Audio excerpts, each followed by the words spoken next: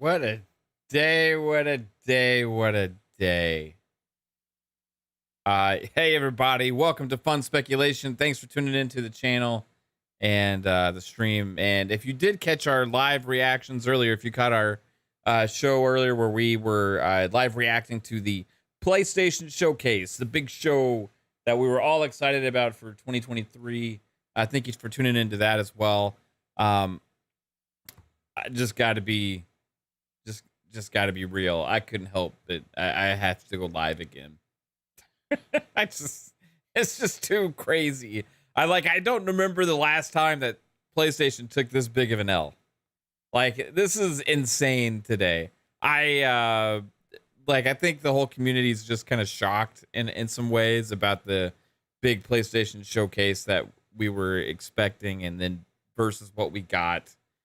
So I kind of want to go through some of the trailers and kind of dive into some of the stuff we saw. And, we do have a show tomorrow at PM in the PM, and Pong Soul and I are going to deep dive into it even some more and kind of talk about it. And, but I also want to kind of talk about like Xbox and like, what is the showcase? How is Xbox seeing this? And like, what was going on with Xbox on Twitter today? Because that was equally interesting, I think. And some of the PlayStation community as well. And then also the lack of awareness from some of the games media. It's just an interesting day. I got to admit, I was really excited for the show earlier. I really was. I honestly thought PlayStation was going to bring the heat. I had some anticipation with it had been so long for them having a showcase that there was going to be some really badass stuff here. And turned out that like this was a very different kind of show, and it kind of showed maybe a difference in where PlayStation's going. And I don't know, like there's not all bad, but like as a showcase for like a first party platform, this was a very surprising show, and in many ways, right? Like this would have been an excellent multi-platform show, like a Summer Game Fest show. It would have been a pretty good for like, a future game show or like, PC gaming show or like whatever, like there's, as a first party showcase, this was a surprise. It really was. And I'm a little bit of, and as much as I am still surprised by what we saw today, and we'll get into what some of the good was. Now, if you haven't watched earlier, I torched them on the live stream earlier. I gave this showcase a 2 out of 10 as a first party show. Like first party show, this was a 2 out of 10. Like you just didn't deliver on first party. Like you had one big thing that you showed that delivered first party wise, and besides that, there was even the other first party games they announced. There's like a lack of excitement and hype around it, and one of those was actually a multi-platform game. So like it's just a different PlayStation, and I think that's where we're at. And I see you, Davino, in the chat said, I called about the first party worries, and that was not any new information really. But I will tell you another surprising thing for me is that, Stellar Blade is supposed to be one of the games that's coming out this year. And, I don't recall seeing it at this show. And that's published by Sony. So like, if it's coming out this year and it's published by Sony, why wasn't it at this showcase? I mean, really, is all they have for this year's Spider-Man 2? Is that it? I would talk about the pacing. We'll talk about a lot with this, and kind of why they failed with this so miserably. I mean, even the diehard PlayStation community, like guys that like will always defend PlayStation and always shit on Xbox, like no matter what, is shitting all over this show. It didn't deliver what the PlayStation fans wanted. It didn't deliver even what I wanted. It didn't deliver things that make me excited about PlayStation.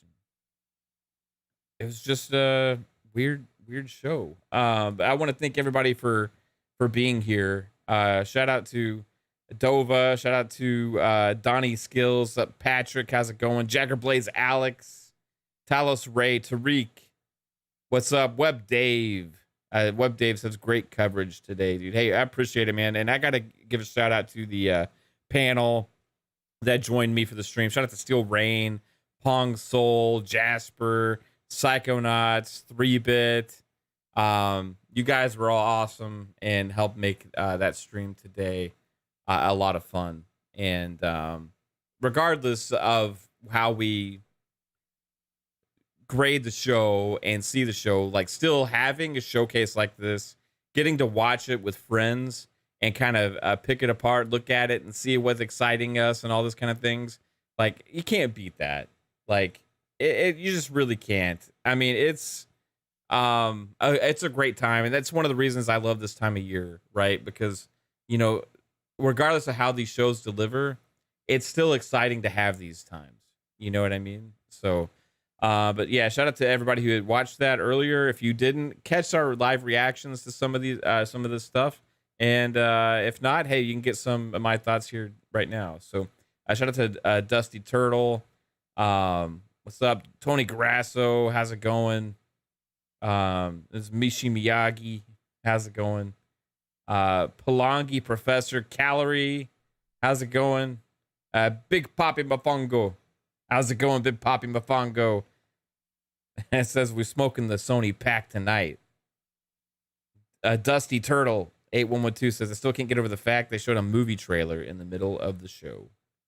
Yeah, not even like a pre-show thing or like a after-show thing, or just like release a new trailer like later or something. Like putting that late even into the show, that was crazy, man. Jaggerblaze Alex says, I think after Xbox dropped that pic of all the games coming out on its system, they will not make the same mistake and put multiplats on its showcase. Well, at least not as many as the PS showcase. There will be multiplats at the Xbox show, for sure. But it's interesting that it's kind of contrasting to what we're used to from PlayStation. And, you know, the thing with like Xbox, like all those games will be in Game Pass, or at least most of them. And that's still some kind of form of like, feels like exclusivity within that regard, because that's like a deal you're getting to play those games and not have to pay any extra. And some of the multiplats, if they, you know, like they've had Diablo as well, that's a multiplat, you know. But like there wasn't even any of the big, like, I mean, you got Assassin's Creed Mirage and stuff, but like any of these other, like, I don't know, man, like there wasn't even a huge big surprises too much from third party. And maybe that's because some of it was leaked, you know.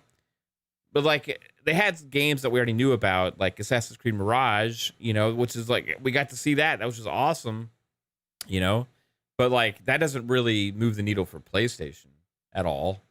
And some of the, like, I don't know, like it's just overall it wasn't that. I mean, we saw Street Fighter 6 how many times now?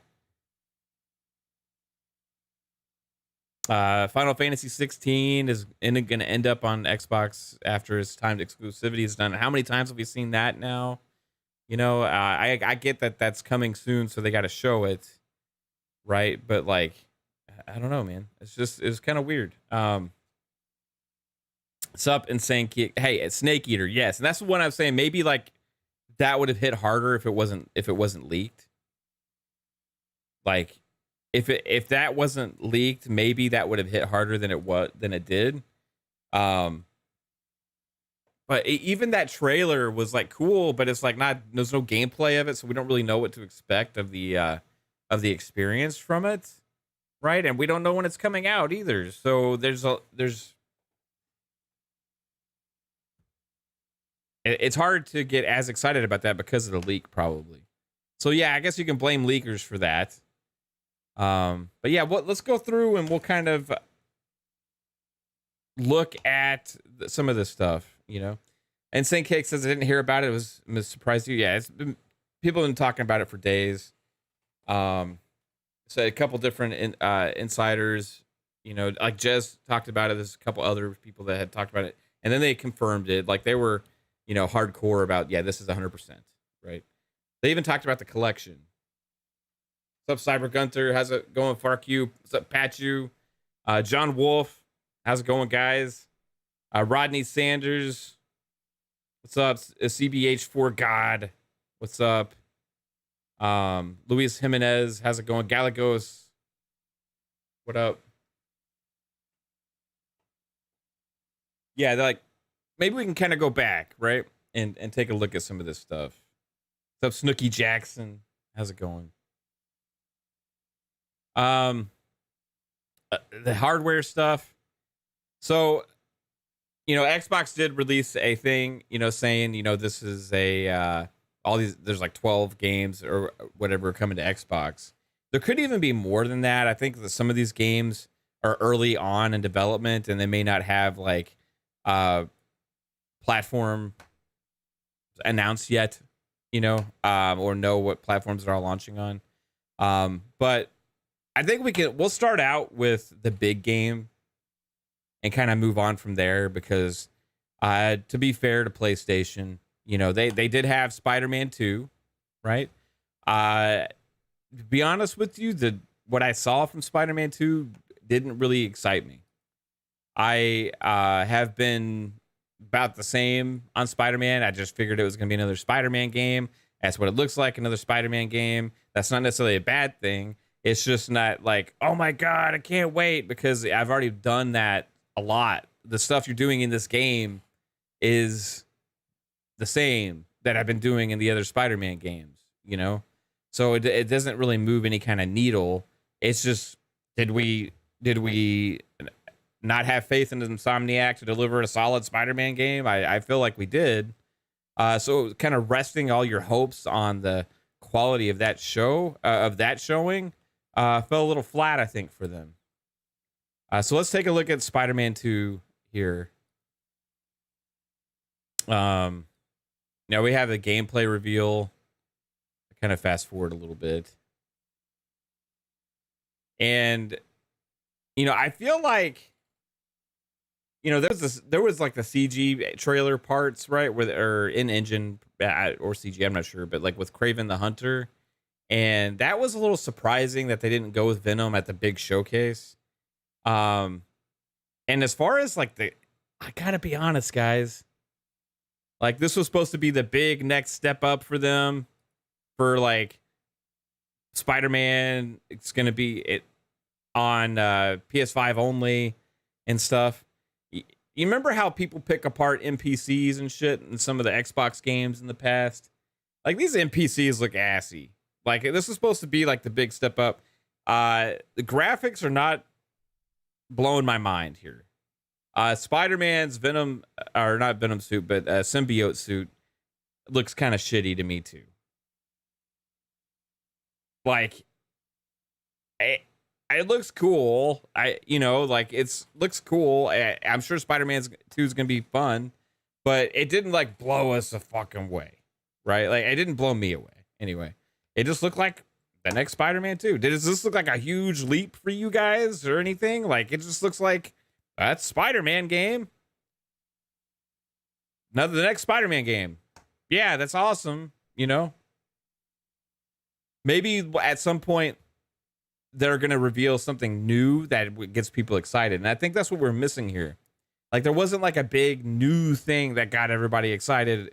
And they didn't show some of the stuff that we expected.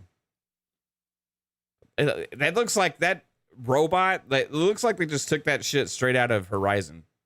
That robot dog. It just almost looks like it's out of fucking Horizon. I don't know.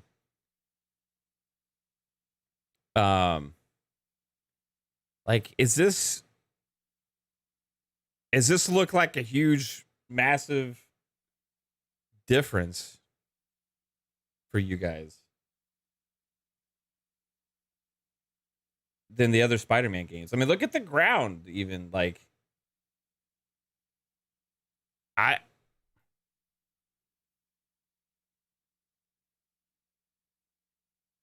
to be honest, I was expecting to be a little bit more impressed with Spider-Man than I was. I feel like the showing they had with Miles Morales reveal was actually better.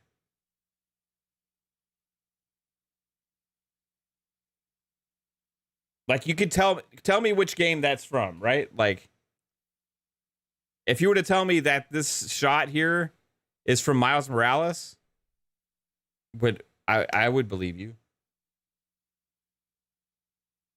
Until he flies, that's a new mechanic, which is cool. And I don't remember if you unlock that in Miles Morales or anything, but like, I don't recall, unless I haven't done it yet, because I haven't finished the game entirely. Like, it's more Spider-Man.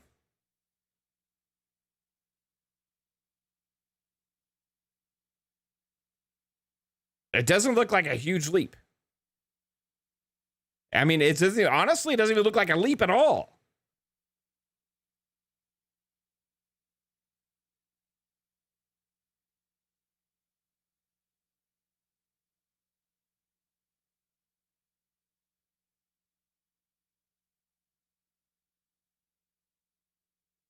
This game is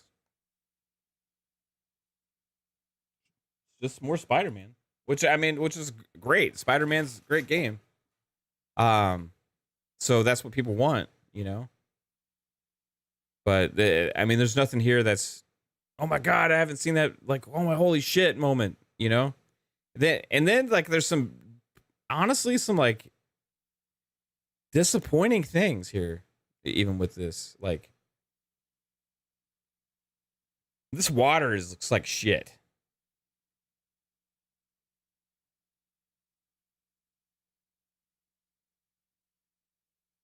If you're far away from it, it looks pretty cool. But once they get up close and you get to see the water up close at times, like, it looks like fucking PS3 water. Like, I don't know. Like, I think this this is still cooking. Like, it just doesn't have that level of detail and like wow factor that I'm used to from Spider-Man.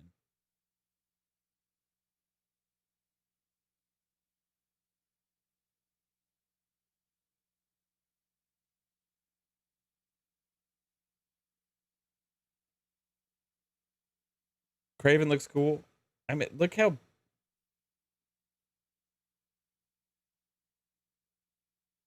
I don't know. Look how bad the water looks. Look at those boats. Look at this.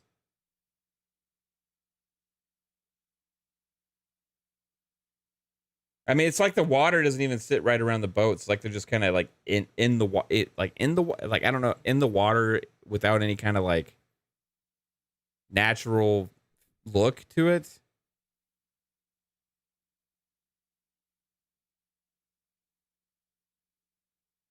I mean, it is what it is. I am picking it apart a little bit, you know? And that ultimately, that's not what matters most. What matters most is how fun it is. But like, if this is what their whole excitement is trying to be for the show, I gotta be honest and feel like this was even a letdown for me compared to expectations.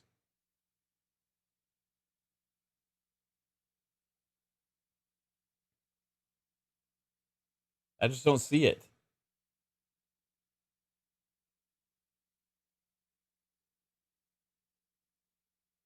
So I don't know. What'd you guys think about Spider-Man? Like, did Spider-Man,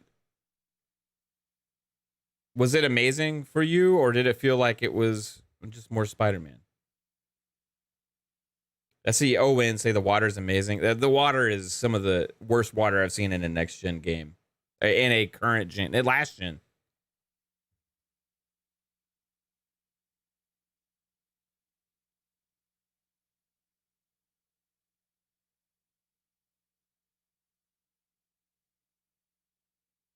It's just more the same.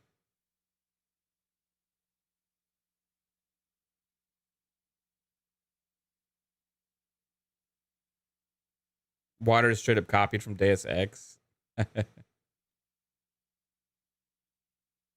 Forgotten West definitely looks better than Spider-Man.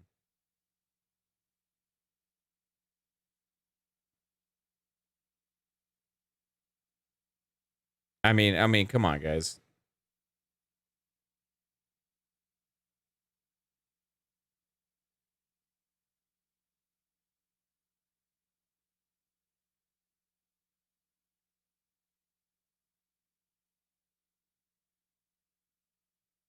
I just don't.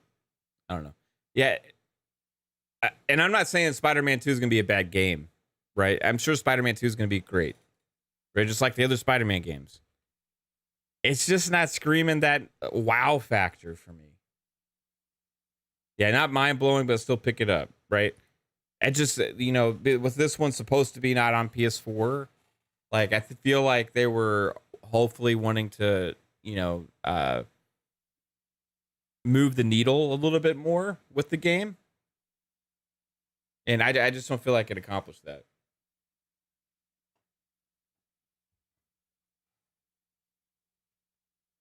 So,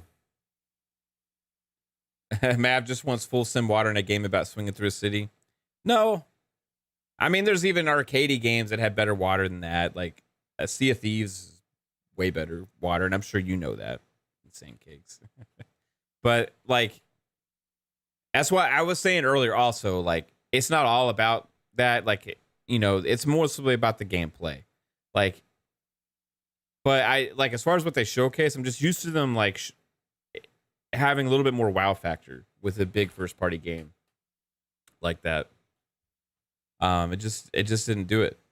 I think they're still cooking on it. I don't know.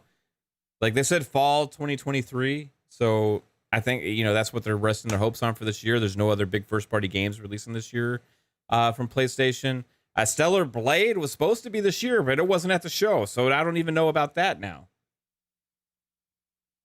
Like, where was Stellar Blade? Where was Factions?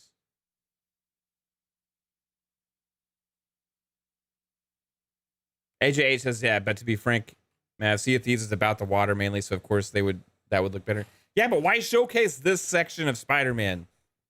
They were clearly trying to show off a little bit with that, like this water level. Like, water looks like shitty. Like, maybe just hide the water. Like, don't show that water yet until it's done.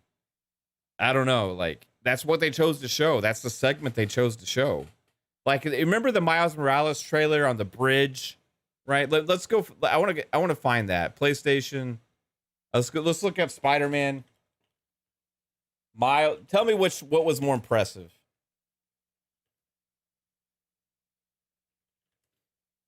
I'm gonna see if I can't find the one.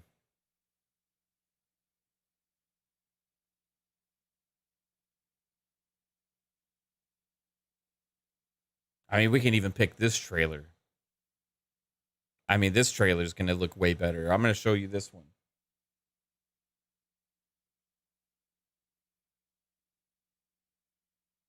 I mean, look at that shit.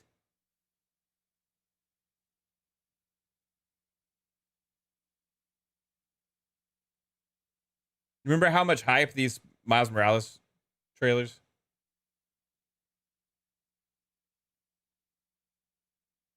So of course that's CG, it's not gameplay. So let's go into the. Was it the gameplay demo one? I'm trying to remember which one it was. Oh, you remember this trailer, this gameplay? Which was more impressive? What they showed today or this? I remember this one.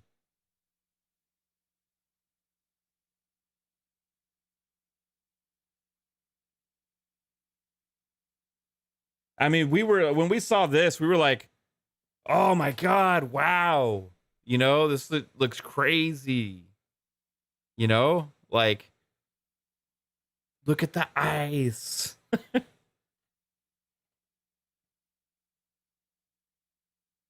Nick said that was CGI. This ain't CGI.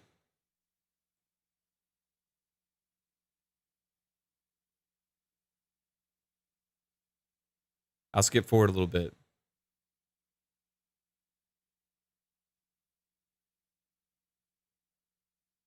Y'all get my point here a little bit, right? Does now, after seeing this, a Spider-Man 2 look like a leap?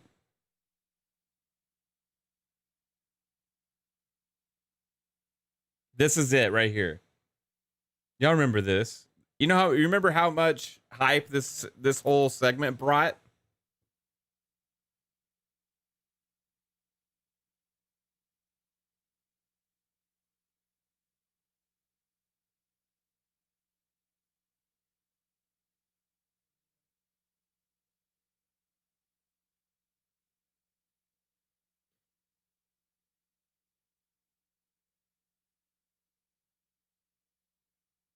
Yeah, they showed cutscenes in the game, just like they did today too. Like they had the whole jungle CGI thing with Craven.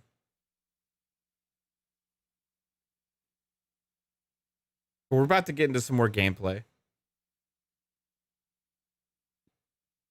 Now, I'm going to be honest and say Miles Morales didn't live up to these visuals necessarily. We're playing it, so maybe their trailer today was just more honest. I do like Spider-Man. Yeah, I like the Spider-Man games.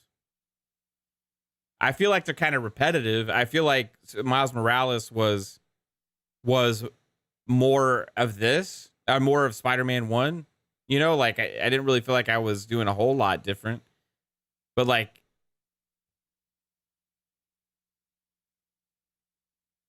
we're supposed to be saying Spider-Man 2 is like a leap up from this.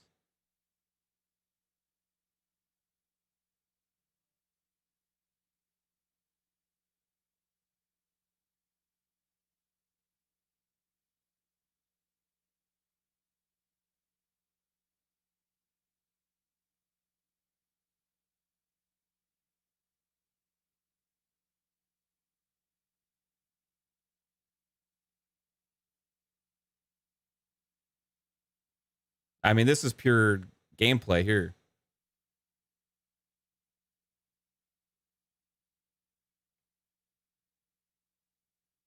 People were going ape shit over this.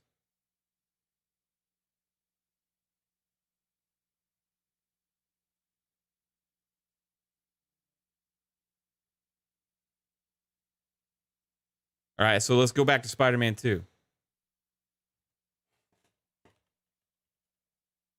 I mean, both gameplay reveals, right?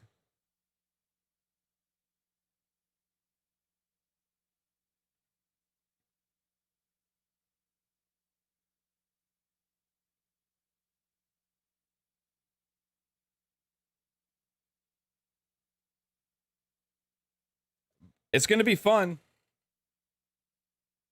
Why focus on Spider-Man, Froggy? Because Spider-Man was the only big game they had at the show, really.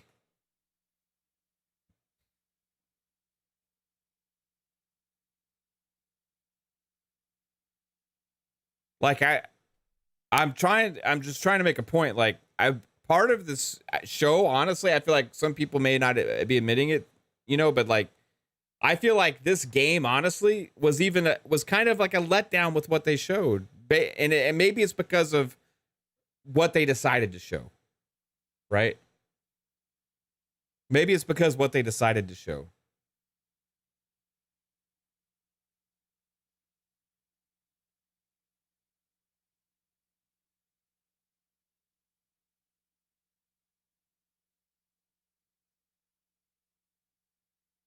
But like I don't think, I mean, we're not looking at this going like, oh my god, that's like game changing, like next level, like.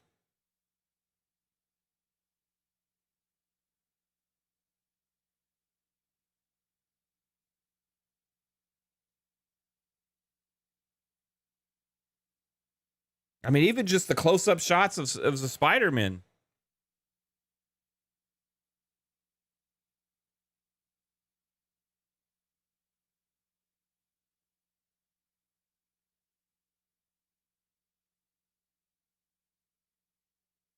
I feel like they got more to do on this game.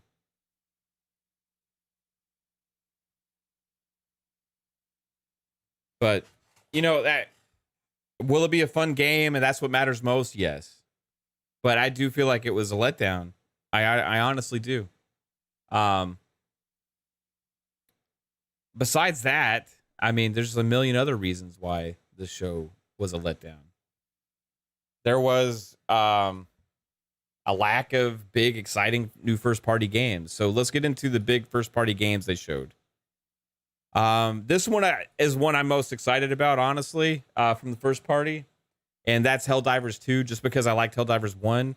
But I gotta be honest, like, I kind of still maybe wish there was the top down. I don't know if the whole over the shoulder, like, or behind the character third person action game is what I wanted from Helldivers 2, but I'm still excited that we're getting a Helldivers 2, and it looked pretty solid. It's not mind blowing. It's like it's made from a smaller team, and but it is a fun game. It was a fun game to play last generation. So this one hopefully is going to be fun as well. But this shit ain't moving the needle for people.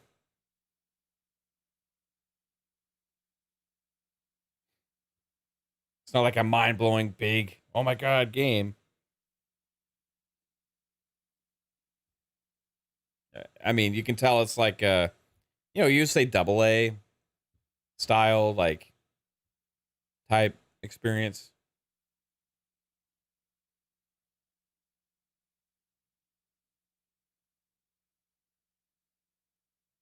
I feel like without having a showcase for as many days as they had, it's like 2 years without a show.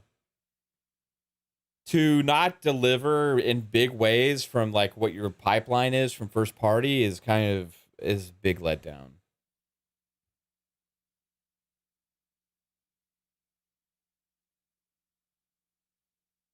At least this one's this year.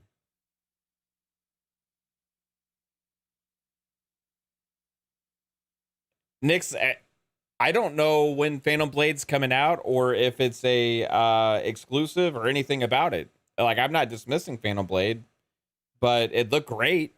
We talked about how great Phantom Blade looked, but I'm focusing right now talking about the PlayStation first party games. So we'll get to Phantom Blade. I'm not dismissing Phantom Blade. I just haven't talked about it at all yet on this show. Watch our showcase earlier, live reactions. We talked a lot about Phantom Blade.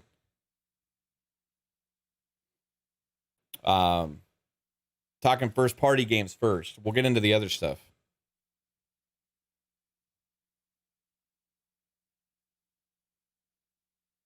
You think Phantom Blade's exclusive?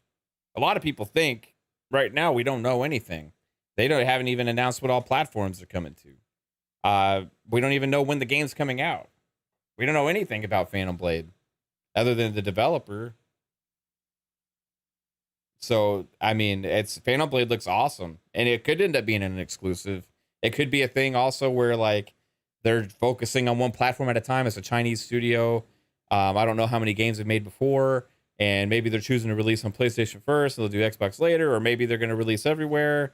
Xbox didn't mention it, so that leads to us think that at least Xbox doesn't think it's coming to them, or it's not confirmed it's coming to them yet. But there's also no mention from PlayStation claiming it's an exclusive either. So who knows about Phantom Blade? We just know it's coming to PS5. But it looked fucking awesome. I said during the show it looked fucking awesome. But I'm focusing on first party right now. Let's go back into some more first party stuff. All right, so first party stuff. Fair Games. This is how they started off the show.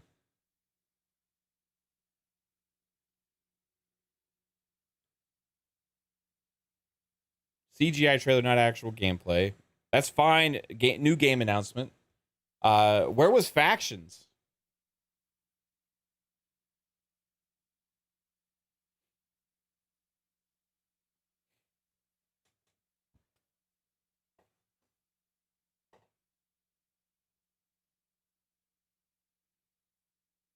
Is this exciting anybody?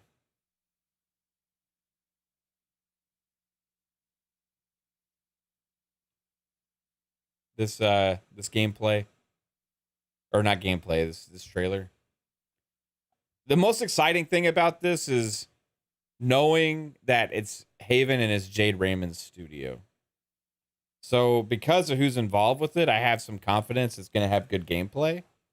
But it seems like a live service game. And I don't know how dedicated they're going to be to those kind of games over the long haul. Like this one scene almost looks like it's going to be close to maybe what they have an idea for potentially for like the style of game.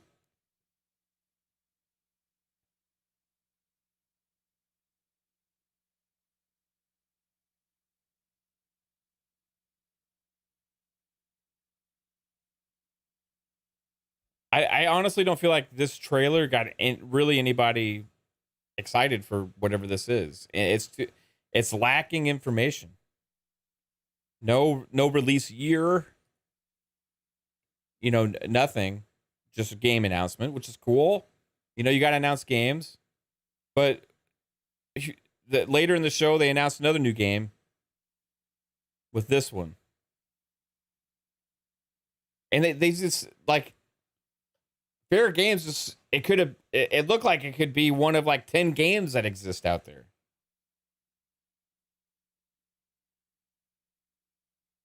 And this trailer was weird. It was almost like they were kind of spoofing the Starfield original reveal. Because they even got the Starfield colors within the logo. They've got the sandwich. They got a ship. And then a name.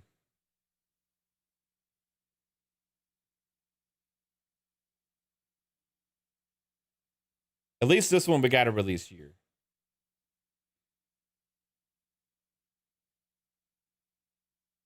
So we have an idea when that's coming out. But this, we know it's going to be like a live servicey type game also, right? So like, who knows exactly? Then first party Marathon. This was the other big first party game reveal. Now this is multi-platform confirmed. Xbox even confirmed it, and so did Bungie. This is coming to Xbox as well. This is going to be a another live servicey type game. So you talk about like 3 out of the big PlayStation game reveals, like live service stuff, and one of them multi-plat.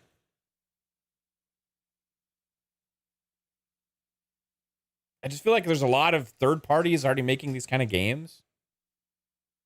Bungie would be one that I would expect it from, and like I'm out of the 3 that we've seen here so far for these new ones. Obviously, this is the one I'm most excited about because Bungie has a proven track record, right? Like we know it's gonna have good gunplay. We know they know how to make a good shooter, right? Like we don't know exactly what's gonna be. Character designs look kind of cool, but other than that, there's not a lot of excitement to bring from this either.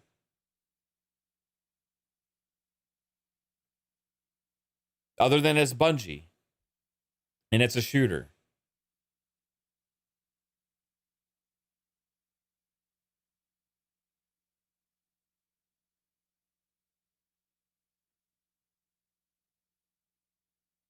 It's just a weird show for PlayStation. I mean, that's the first party. We just went through the first party. Besides VR2, I'm not even going to talk about VR2.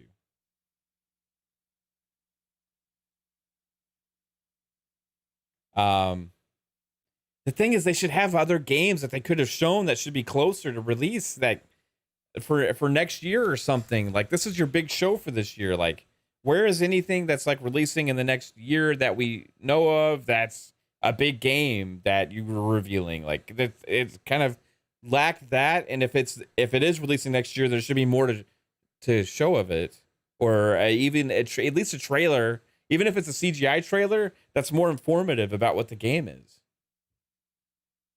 Like none of those trailers, those 3 trailers I just showed you, like really tell us much about those games. Even if it's CGI, you can do a better job with CGI kind of telling us more, you know?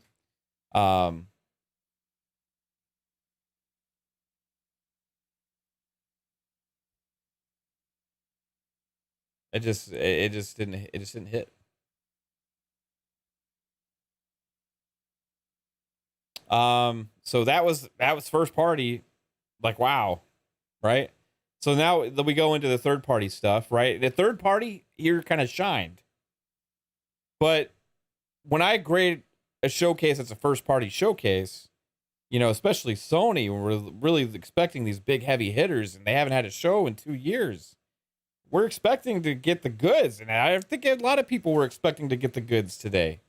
A lot of people were expecting for them to put pressure on Xbox. A lot of people were expecting them to show what some of these other big studios have been working on for a while, and have something like mind blowing, because that's usually just kind of what Sony does.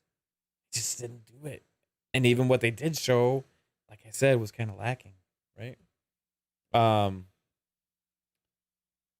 Where can we go with the third party here? Let's go with this was a big one for me. Dragon's Dogma. This was the highlight of the show. Like, this was definitely the highlight of the show. Out of everything, like, we've been wanting to see Dragon's Dogma 2.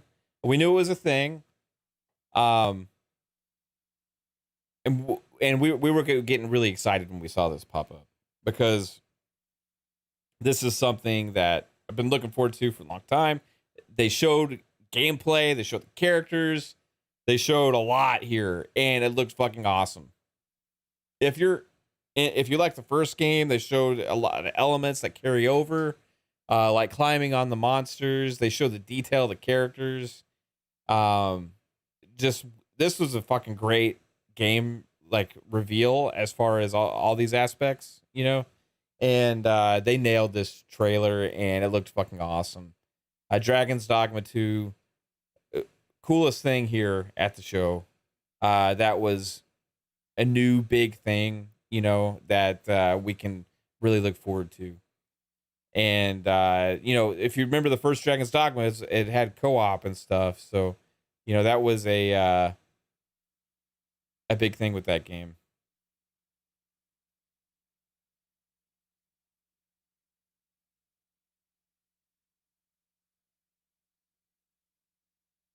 Coolest thing at the show, Dragon's Dogma 2.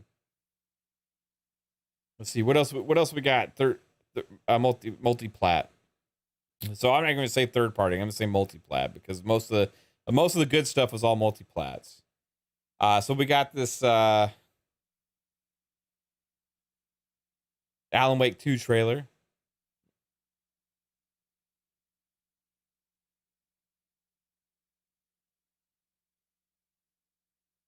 Alan Wake, I feel like it looks really cool. This is, published by Epic. The graphics look good. I feel like this is going to be the Alan Wake type game that they originally could have wanted to make. I remember they had bigger aspirations for the first Alan Wake game. They do show lots of gameplay here too as well. They show looking good, looking like a solid game.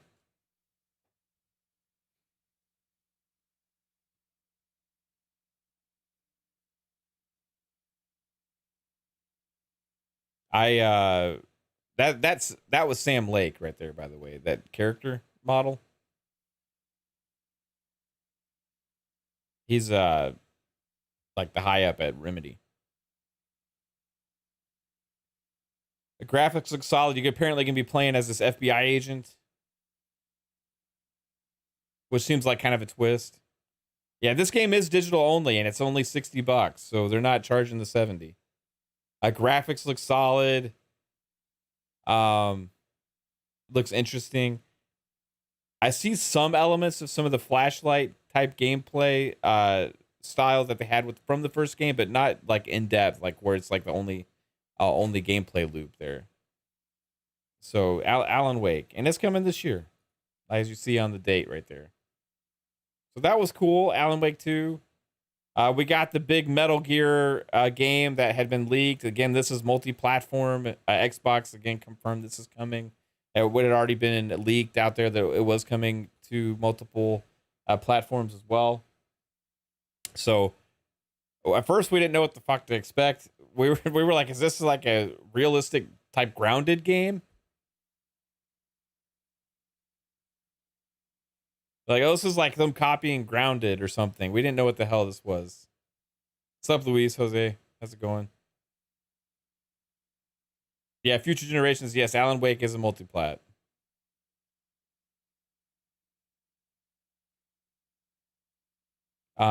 We were like, okay, maybe it's a bird simulator. Like they showed this trailer and it was like thing eating thing, eating thing, eating thing.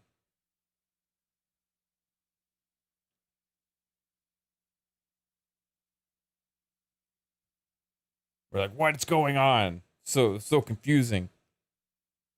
Again, the interesting thing with this trailer too, though, was like we had. I think this would have been a bigger moment if we hadn't already known about it.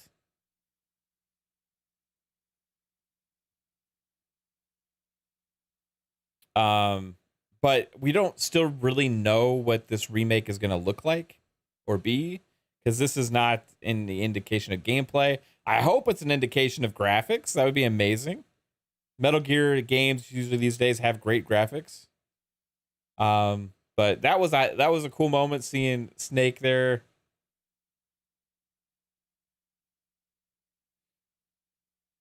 Or as I should say, Big Boss.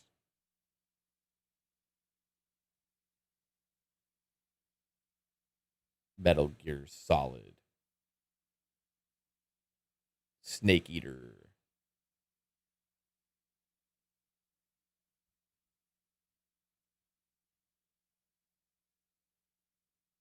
Yeah, so again, you started using this language a lot coming to PS5.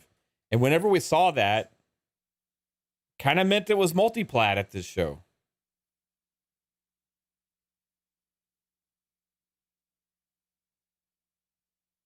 What's up, Prince Green? How's it going? I'm excited. I'm excited for that. We'll see when we get to actually play it. Who knows? Who knows?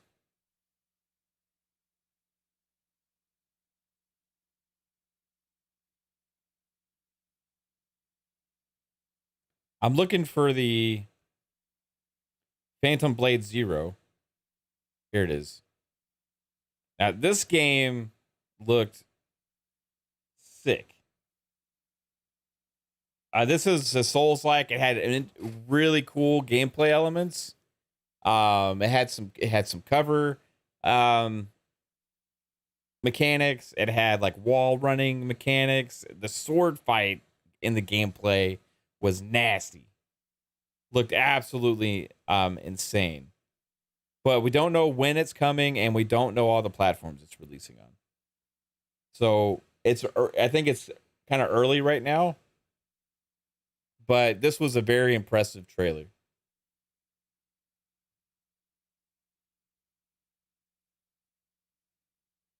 It was just sick. Graphics are stunning.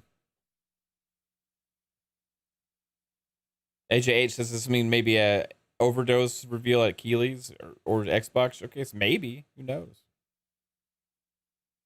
This was really the best looking game at the show, Walt Diggity says.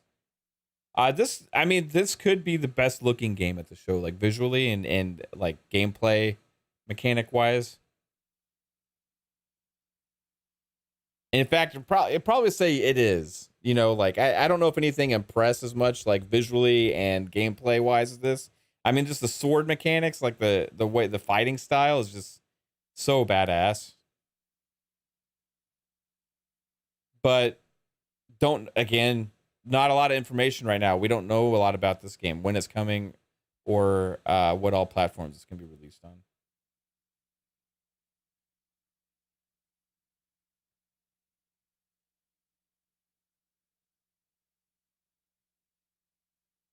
Prince Green says it's the best looking because of Unreal 5. Yo, what's up, Vic? Vic says this looks next gen, not Spider Man. Yeah, I didn't. Spider Man didn't wow me, bro. It's gonna be a fun game, but it didn't like wow me or nothing. It just looked like more Spider Man. In fact, maybe even like Miles Morales looked more visually impressive.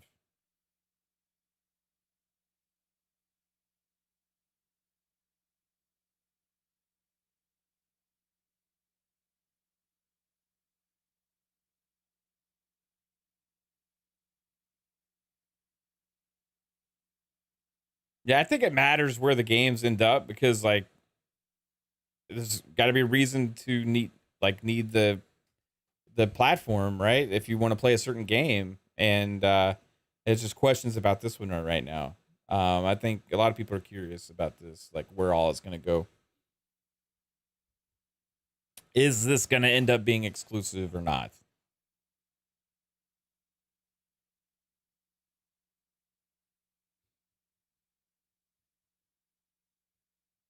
If it is exclusive, how long? Is it a timed deal? You know, there's a lot of questions. But looks great. Phantom Blade Zero.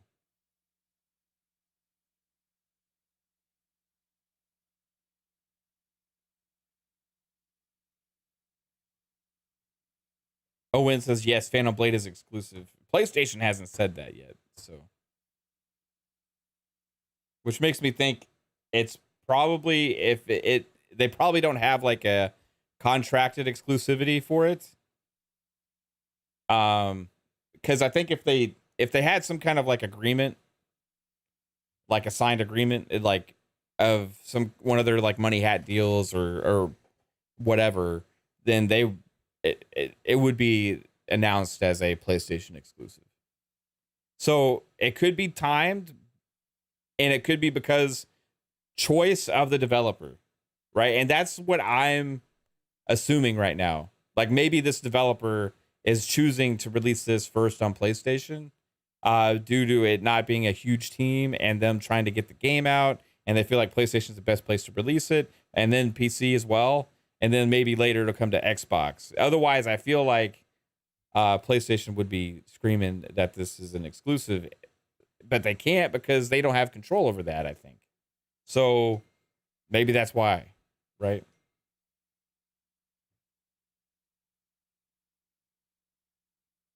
The phone's blowing up. Hold on, guys.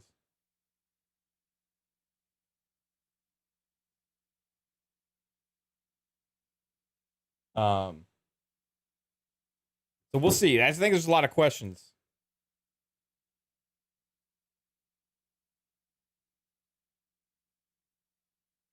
We just don't know, and it's hard. It's hard to say, but like, and the other thing is, we don't even know when it's coming. Like, what is it? Like, we've seen these some things before at PlayStation shows and stuff, like where it's like revealed and impressive, and then they kind of disappear. So I'm hoping this is, something sooner than later.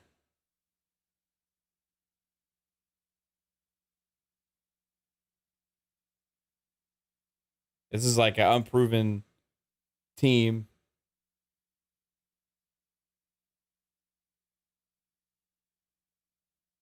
Yeah, there's a lot of stuff here that didn't have release dates. Um, Final Fantasy 16, timed exclusive here. This was another impressive gameplay segment from Final Fantasy 16, but at the same time, we've seen it already quite a bit. I think people are just kind of ready for this game to come out. They've done even like Square's done individual like Final Fantasy 16 type videos and game and breakdowns and all these kind of things, So I'm just ready for this game to come out. I think it's going to be a good Final Fantasy game.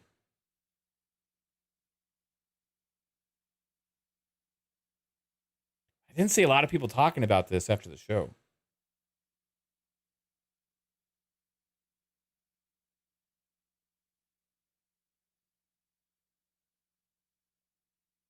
I think because we've seen so much of it already. And we've already seen big gameplay breakdowns on a lot of the stuff we saw in this. J Gaming 1986 says you're selling your PS5 to showcase. Made me realize PlayStation just doesn't have it this gen. That might be a little bit extreme. I feel like the showcase didn't deliver. But they still got to have all these studios making stuff. And that's why I was like thinking like we're going to get some more stuff here. But they, we just didn't get it. We didn't get all the reveals. Like, where are all these games that these big studios are making? We kind of expected more of those types of games here, and we didn't get that. Like it was a big first party letdown for a showcase perspective, which tells me that a lot of them are still far off. I feel like PlayStation has a legitimate first party output problem right now. Like one big first party game this year. That's cool. I guess if that's, what they're doing, and if nobody's raising a lot of questions about that, I feel like Xbox had to answer a lot of questions for last year, where they had like 3 first party releases that last year Xbox did, but none of them were big titles. PlayStation this year has Helldivers 2, which is kind of on par, like with, something like you could say like a AA like indie type game, maybe like High on Life, right? As far as like scope of excitement, I'm trying to gauge and put things into categories. Maybe they don't belong, but they had MLB The Show, which is multi-platform, and then they have Spider-Man.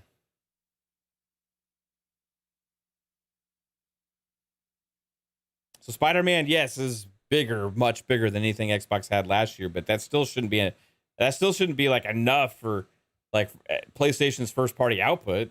So I think PlayStation's in a lull of first party releases right now. And I feel like this showcase showed that. Because why didn't we see more first party games that are big games coming soon? Like, what's 2024 look like for output for Sony first party right now? This show didn't tell us it's going to be great.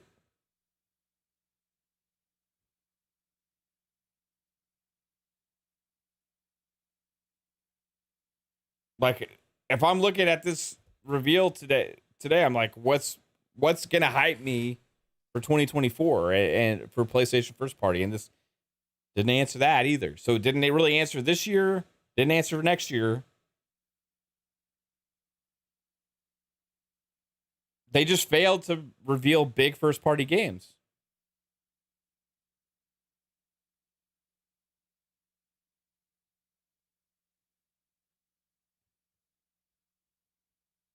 So when I boot up my PlayStation 5,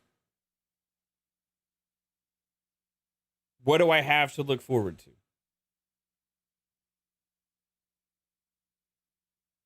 That's first party games, right? Third party money hats, that can't count on them. You get a lot of flops. You get Forspoken's, Babylon's Falls, you get Godfalls.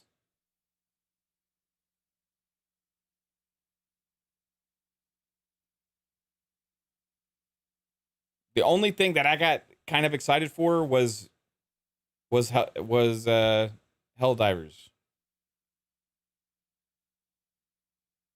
From first party. And that's not going to move the needle for a lot of people, That's more of a me thing, and I think that's like a lot. But I'm going to play Helldivers. I'm going to get that day one. I'm going to get I don't know if I'm going to get Spider-Man 2 day one. I'm probably going to wait. Probably wait on Spider-Man 2 for a while.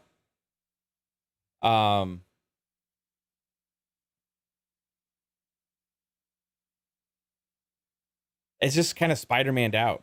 I still haven't beaten Miles Morales.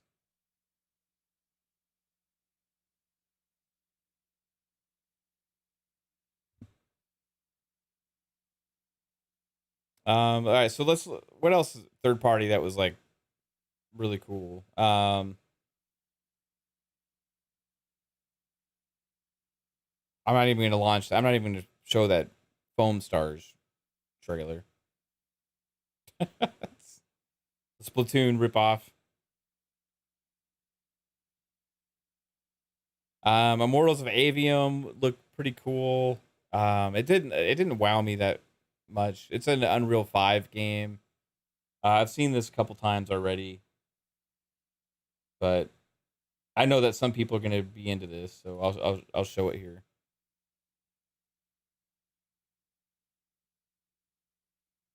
And there's just way more big first party games coming for Xbox.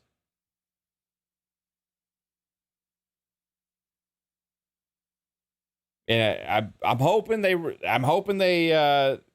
Xbox really delivers on showing that stuff. Starfield alone is 10 times more hype inducing for anything at this show. You got Starfield, then there's next year we should have Hellblade 2, probably Avowed. Why I don't know why this keeps spinning.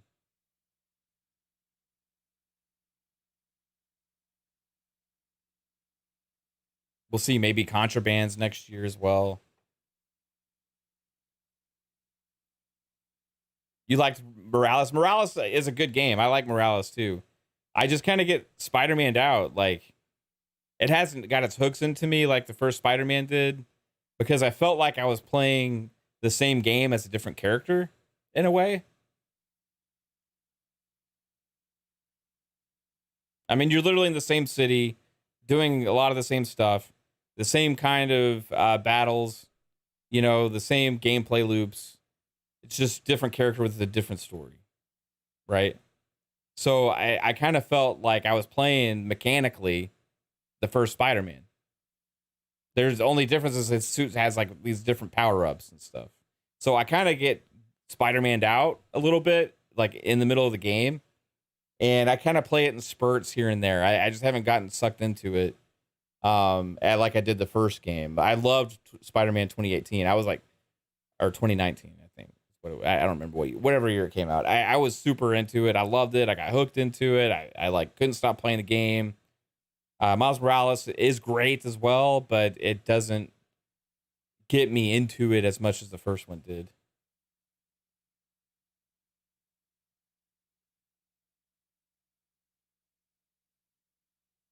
To be honest with you, Nick says, Mav, genuine curiosity. What are you looking for in a Spider-Man? I'm going to be honest with you. I'm not looking for another Spider-Man game. Because we've been getting Spider-Man games we just got them like two of them in the last couple years. In the last like 4 years or so. 4 or 5 years. We got two of them. I would rather have Insomniac come out with another game first for a big release than Spider-Man 2. And if they are going to do another Spider-Man,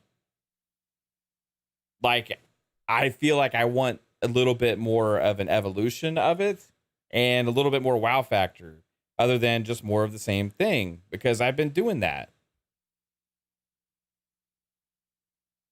I didn't, and Nick's, did I say Spider-Man was going to fail? Did I say that people are not going to like Spider-Man? Did I say any of that? I said Spider-Man is going to be a great game. Spider-Man 2 is going to be a great game. Spider-Man 2 is going to be very popular.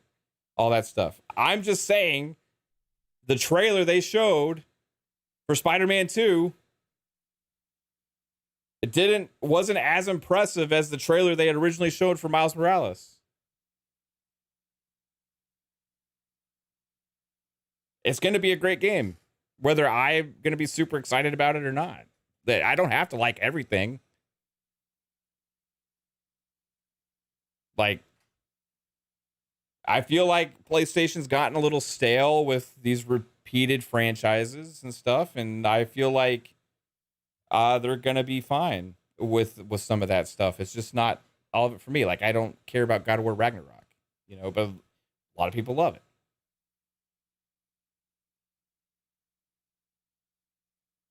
Yeah, Spider-Man's gonna be crazy popular, 100%. Yeah, I'm not denying that whatsoever.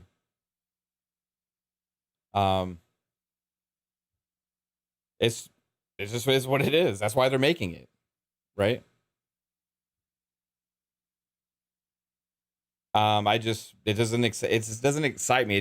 What they showed today, honestly, I was hoping what they showed today was going to be like, oh yeah, I fucking can't wait for Spider-Man 2. And what they showed to me actually kind of had the opposite effect. For me. A lot of people out there are going to have the opposite feeling on it, and that's completely fine. Just talking about my personal thoughts about what would excite me on it, and I just didn't see it. Like, not even have Venom in the trailer and what they showed today. There's so many questions from PlayStation, like, on what was missing. You know, like I see you guys talking about factions. It was missing. There's really nothing else in here that's really worth going deep into. I mean, there was some other little stuff here and there. You know, we saw Street Fighter again. Grand Blue Fantasy Relink. I know that's a lot of people are gonna be excited for that, but like most of the other big stuff is either multi-platform or it's like not anything that's like moving the needle, you know, or like it's like live servicey type stuff or indie things, which indie games are great too. I'm not trying to knock on them, but like I'm just not gonna talk a lot about a big showcase and pick apart indie games. Like, you know, that's going to be a part of all the showcases. Indie games are going to be there and they're going to have their audiences, and people, certain ones are going to be for different people. But like, it's not how we grade these shows. It's not how we judge these shows, right? On the indie games that show up. They just kind of are there. But yeah, there's just lack of. This was the L today for PlayStation. They definitely had a big L today. And I don't remember the last time that PlayStation's had this big of an L. To the masses. Now, you can see that the games media is completely unaware of what's going on social media and what the people are saying. But games media is like, hey, PlayStation showed everything they needed to. This is amazing. And, you know, like, what a show. You know, despite them not having a lot of great first party there, they did everything they need to. It's like, wow. Like, I think IGN was like saying, oh, yeah, Foam Party was awesome. And like, everybody's excited about Foam Party. And it's like, you see social media is like, even the diehard PlayStation guys, like the diehard PlayStation guys, like, this was shit, right? This was shit. Like, where was Wolverine, right? Where was Factions? Where was the big studios? You know, where was like Guerrilla? You know, Sucker Punch, Bend. Like, there was just a lack of oomph, right? And there was cool multiplats, great. There was some awesome stuff, you know. I honestly felt like when the next Bungie game even got revealed, it was going to be a huge deal. Even that trailer kind of felt like flat because it was non-informative, really. They didn't really show much that looked different than the 10 other games that are coming out that look similar, like Hyenas and stuff like that. So then we got, and so let's dive into the other aspects. So we know what they showed, right? We know what they showed now, okay? But the other issue was kind of like the pacing of the show, because they had started off kind of strong if they built up from there. But they didn't. Like, they started out with the 2 first-party games, right? And that was like, okay, cool. Like, we don't really, like, you got Helldivers and you got Fair Game. I can't even remember the fucking Haven games name. Fair Games? Is that it? It's so forgettable. And we started off kind of like, okay, well, some new game reveals. That's awesome. Yeah, we're on track here, right? For some maybe a great show, which we all were expecting. Then they went into, it became a multi-platform showcase after that, right? Phantom Blade looked sick. I was like, yeah, this is gonna be awesome. But where are we all going from here? You know, Phantom Blade looks sick. It's cool, right? And we're expecting more, and this is more multi-plats. You know, coming to PS5, but also multi-plat, and like, okay, that's cool. Yeah, that's awesome.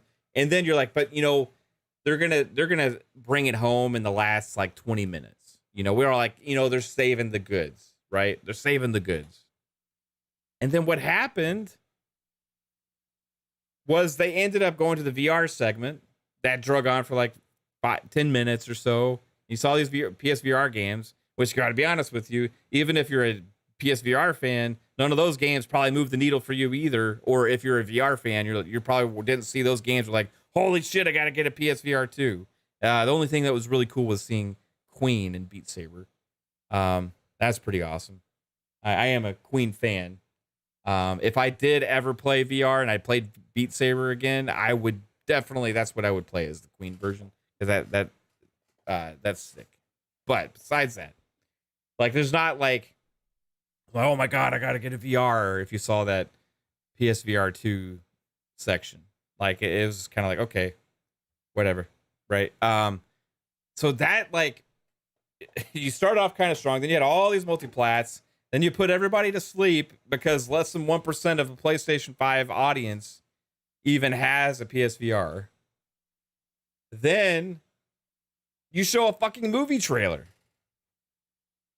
And it's not even a brand new announcement of a movie. It's not even like earlier when we kind of made predictions and like I put my long shot is Ghost of Tsushima like announcement of a movie as well as coming to PC and then maybe a sequel or of some sort. Like, they didn't even announce a new movie. They just showed another fucking trailer for the Gran Turismo movie. I was like, what? We went from a couple first party games to a huge multi-platform show to PSVR to a movie trailer. And then they follow that up with fucking hardware, with the fucking Wii U gamepad for PlayStation, the earbuds to go with them, because if you buy this thing and walk around your house with it, you got to have the earbuds, right? And then they're like, then Jim comes back out and he's like, well, there's the last game we're going to show you. And they're like, what? That's it? For your big stuff, all you got is Spider-Man 2? Like, where's the other stuff? Like, the big stuff you're supposed to have revealed. Like, they forgot to bring any heat. PlayStation forgot to bring the fire to the show. Games Radar was like, all they got to do is show up to, like, it to keep destroying Xbox. Or, like, the Xbox was going to fail or something. Is all the PlayStation has to do is show up. And it was like, that's a weird article. Do you see what's going on social media and places right now, Games Radar? Because, like, guess what? You know, maybe Sony really forgot to show up. Like, they didn't bring the goods to this show. And they relied on Spider-Man 2's excitement of Spider-Man, that they know a lot of people are going to play. They know it's going to be a Game of the Year contender, probably. It's going to be one of the most popular games this year. They just relied on that and rested on that without revealing a lot of the stuff we can expect to play next year. After a year where they only got one big first-party game this year.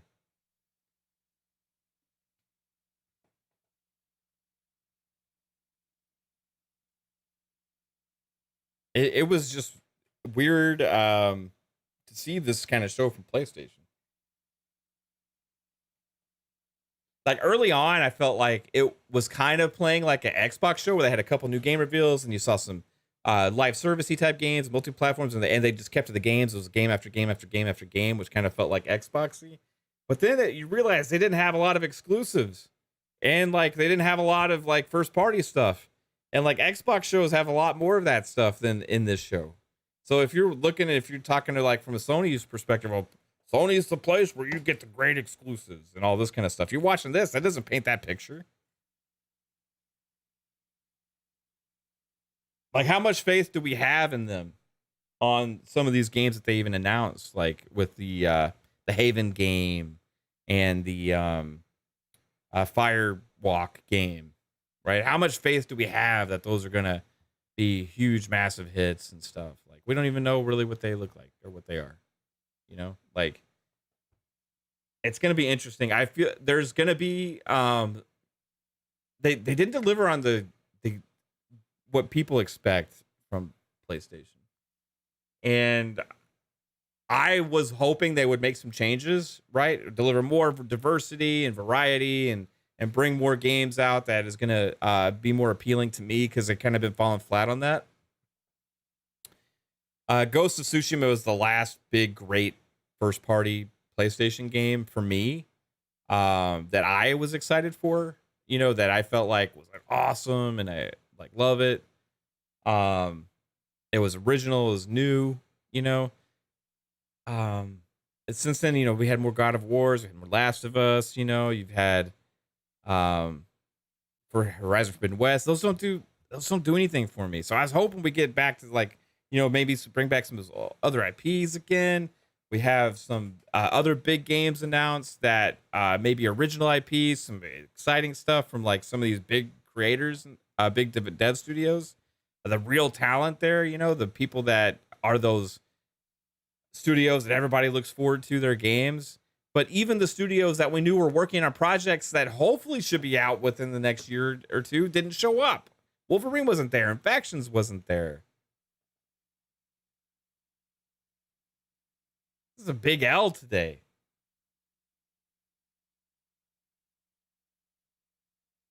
Fahim Scott says, duh, they're not ready yet. Was Marathon ready? Was Haven's game ready? Was Firewalk's game ready? The games don't have to be ready to show something from them. You can still have another trailer or get more information about a game with some kind of trailer or reveal.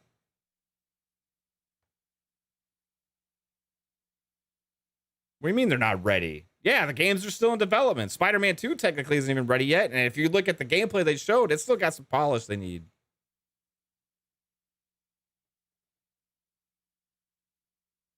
They showed Wolverine the first time 2 years ago at the last showcase. Where is it? Where's Factions? And I'll say the same. Like, if Xbox doesn't give us updates on some of the other games that were announced in 2020, I'll be asking those questions. But if we get like 2 or 3 of those games updates on, that's what I wanted from PlayStation, and we didn't get that.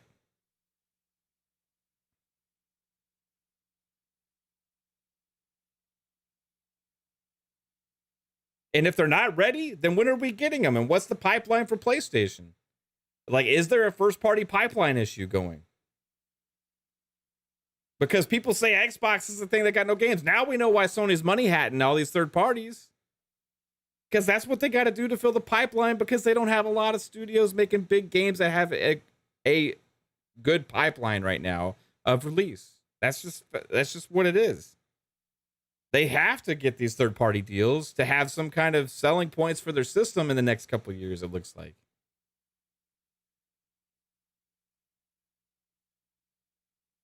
Like, one big game a year may be enough for some people, but like, it hasn't been enough for people on Xbox in the past. So people I talk about Xbox, you know, has no games, all this stuff. Like, PlayStation's got a first-party output problem this year. And it looks like that right now is going into 2024 again.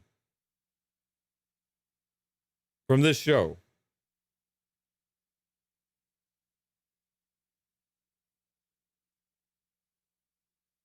And that's like in years 3 and 4 of the generation.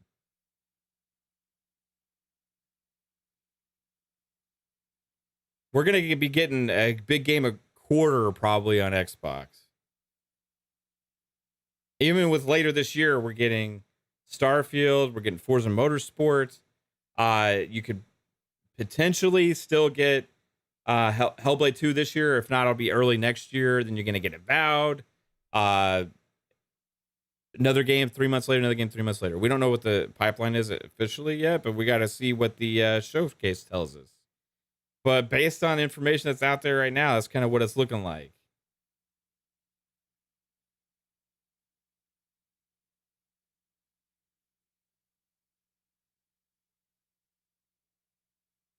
So luckily, there's a lot of good multiplats this year for PlayStation. Like, last year was probably worse for Xbox because third parties was lacking pretty heavy too last year. right? Like third parties last year, there wasn't a whole lot of big third party games. This year, at least there's a lot of third party games coming and have come out already. And with Xbox, they've already released Age 2. They've already released Hi-Fi Rush. They've already released Minecraft Legends. They've already released Redfall, which is an L. Yes, it is, but they still released it. Let's see. They even got MLB The Show in Game Pass. They got Wolong in Game Pass day one as well. Age 4 is coming this year. Motorsport, Starfield. And I know I'm still missing one from earlier this year. Like, output's crazy this year for Xbox. And guess what? That's going to roll into 2024 and continue because that's the studios they got now.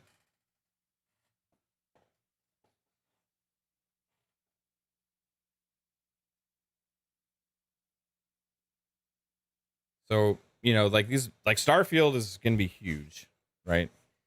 I mean, you put Starfield, Spider-Man 2 up there, like kind of with same amount of level of excitement, amount of people are going to buy the game or play the game, right? I know Game Pass is going to have a lot of people play Starfield in Game Pass as opposed to buying it. That's by design. But player count on both games is going to be probably roughly the same. Maybe larger on Starfield because of PC as well. And it's also just more affordable to get into. But it's going to be a huge IP. Huge, massive. Starfield's going to be huge. And you also still have Forza Motorsport. Like, there's just big things to be excited about this year for Xbox. I just, like, I don't know.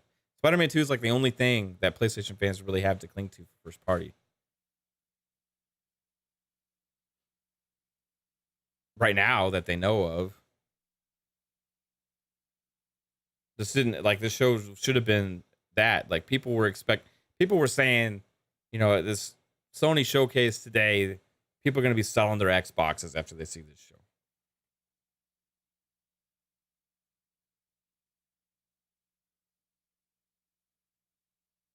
I mean, crazy stuff like that.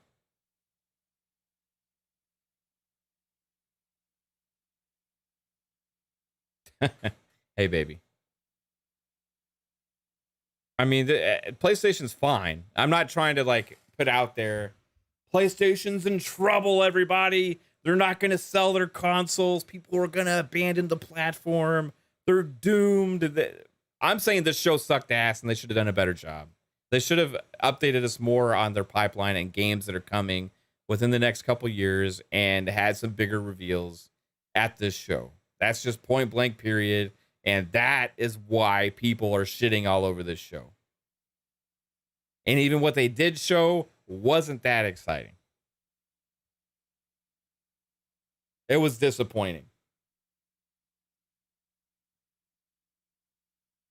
We'll see what happens on the 11th at the Xbox show. They still got to deliver. Xbox can't just, like, look at the show. Well, hey, you know what? Thanks for all those games you announced for Xbox at your show, PlayStation. We are excited for those games, and we're just going to have a chill show. No, Xbox has got to deliver now. They got to come out there and be like, you know what?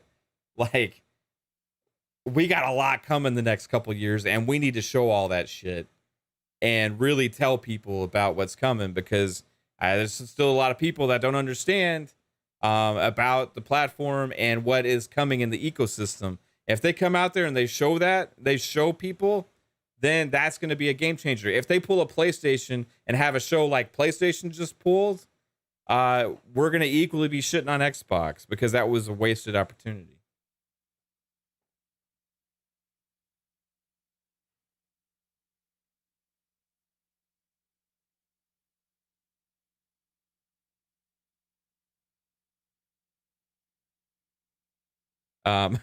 Poison says, hey, Caitlin, did you do this thumbnail? Kate says, I sure did not. Any that you see like this are all me. Yeah, if you see my face, like with my backdrop, and you just see some words or something on the thumbnail, that's me, because I'm a piece of shit and I don't have the talent that my wife does. So I literally sit here and I take a shot making a dumbass face and put some words on it and hope that you care enough to click to see this dumbass talk shit about whatever it is I feel like talking about. That's my thumbnails, right? Now, I have been known a time or two to get a little bit creative, but all the good ones you see for all of our podcasts and all that stuff, that's Kate. That ain't me. But we still got 133 people in here hanging out, listening to me talk. So appreciate y'all being here. So maybe my shitty thumbnails are still pretty decent. Kate says, just wait for tomorrow's thumbie. What should we have for tomorrow's thumbnail, everybody? Nick's 100% did tonight. So what should tomorrow's thumbnail be like? I was thinking PlayStation showcase, huge disappointment. PlayStation failure. PlayStation disappoints.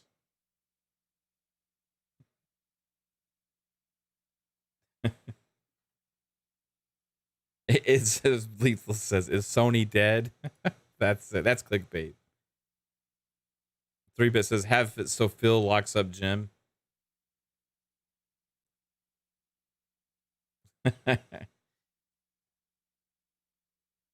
Hey, yo, what's up, Boss Red? Hey, I appreciate that. Appreciate that. Appreciate anybody who's watching. You know, we may not always agree also. You know, like Nick's hanging out in the chat. Yeah, we disagree. We have our debates, you know. But I still appreciate you here hanging out, watching the show. Oh, Bossmod says a good one. Reason to buy a PS5? Question mark? That's spicy.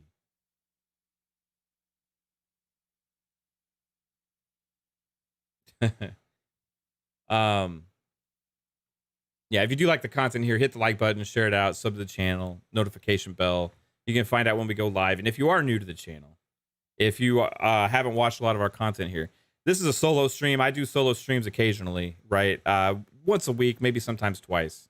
But we have 3 podcasts with panels, so you don't have to just listen to me. We have Mondays, we have Fun Speculation Podcast that's live at 10 p.m. Eastern at night. Thursdays, which is tomorrow at 7 p.m. Eastern, my buddy Pong Soul and I have a 2-man show where we go live and we'll deep dive on stuff. So we'll be live tomorrow at 7 p.m. Eastern. And then Friday nights at 10 p.m. Eastern, we go live with Xbox Ultimate Podcast. And we have a Xbox Ultimate. We're crazy. We go left, we go right. It's nuts.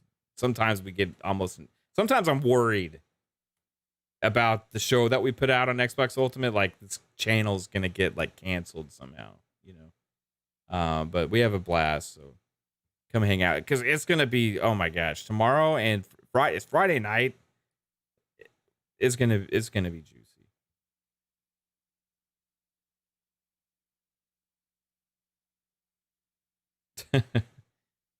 The Boss Mod says, I don't know about everyone, but I'm shocked about that show. Yeah, I was shocked too. We saw this coming completely different. Like, we all talked about it. We were talking about it on the shows last week. We're talking about it on the shows this week. We talked about it on our pre-show. We all thought, you know, PlayStation was going to bring it, except for Psychonauts. Psychonauts, I got to give credit to my buddy Psycho, was like, he didn't think they were going to deliver, right? He's the only person I've talked to that didn't think PlayStation was going to bring the heat and that PlayStation was not going to deliver. Like, everybody else, we were like, yeah, PlayStation's going to smash it. They're going to come here. They're going to put that pressure on Xbox. They're going to have big game after big game after big game. It's going to be crazy. Now, is that our fault for having expectations? I don't think so. Like, I want to have these kind of expectations of watching these big showcases. That's the fun of it, right? Now, that being said, like, we, even after having big expectations and thinking things are going to be a certain way, like, we still have a level of realism when we watch the shows and be like, okay, well, this is what it is, you know, and how would we grade it? But this is a big letdown, even on an average scale. Like, this show was not even like an average level of okay. This might have been one of the worst PlayStation showcases they've ever had.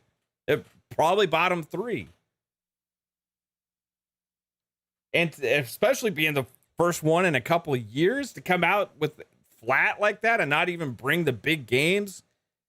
Like, what's going on there with that decision making? Is it like, hey, everybody, this is the new PlayStation. I'm sure you're excited to see all these live service games that we've been working on, except we're nowhere near close to actually showing them to you. So here's a CGI trailer where we're going to give you the name and a very vague trailer where we have no fucking clue what this game is. So you're going to get those. And we got, hey, but guess what? We got a Fire Gran Turismo movie trailer, and we got Spider-Man Whoop-de-fucking-do 2. Yeah, it's going to excite everybody. Hopefully that's enough. And if not, guess what? We're just going to call all our buddies and see if they can't fit some third-party multi-platform shit in this show, and we can try and see if we can't trick people into thinking that it's our games. Shout out to Dirt Griggity with a $5 super chat. Says, Mav, I honestly can't believe how bad that show was. Absolutely unbelievable, bro. Yeah, we have expectations of a PlayStation, even as an Xbox first gamer, that PlayStation is going to deliver a good show. Like, it's still, as an Xbox first gamer, we still watch the PlayStation show. Oh, man, we better get prepared because PlayStation's gonna fucking shit all over us in this show right now and bring out some crazy shit, and we're gonna have to be all trying to defend Xbox, reminding people about the games that are coming because they pretend like they don't fucking exist time and time again. And it's gonna be insane because this next 2 weeks is gonna be hell on Xbox because of all these fucking huge PlayStation games are gonna drop. They're gonna try and fucking sit on Xbox's back while they were down after Redfall. But no, PlayStation was like, you know what? We're going to take the year off. Everything was opposite. Everything was opposite from what we expected. Showcase was mid as fuck, Infinite Umbra says. Shout out to Infinite Umbra. I'm sure you'd like those Unreal 5 games they showed, Umbra. Yeah, those are great. Victor Alstein says, this is just like when Donnie D took over Xbox. Oh, that's a great comparison. Jim is the new Donnie D? Is Jim the new Donnie D? Maybe that should be the thumbnail. Jim is the new Donnie D. Or is Jim the new Donnie D? Or maybe we can like put a PlayStation Showcase 2023 and put Don Matrick as presenting it.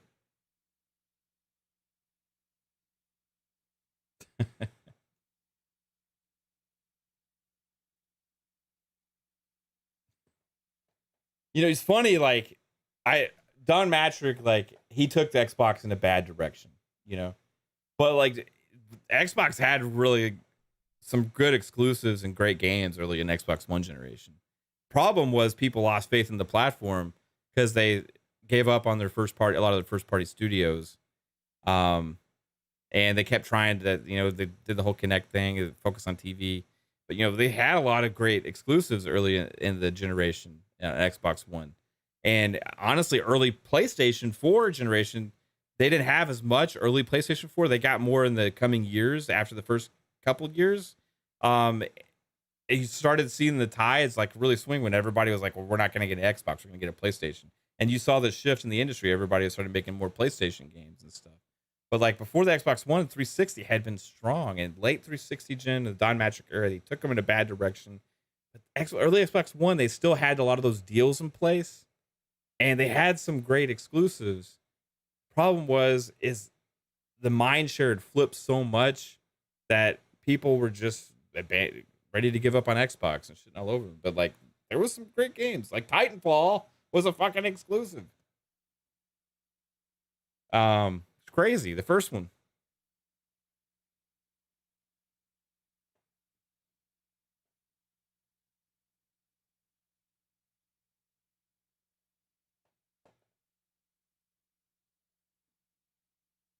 Sony the new EA.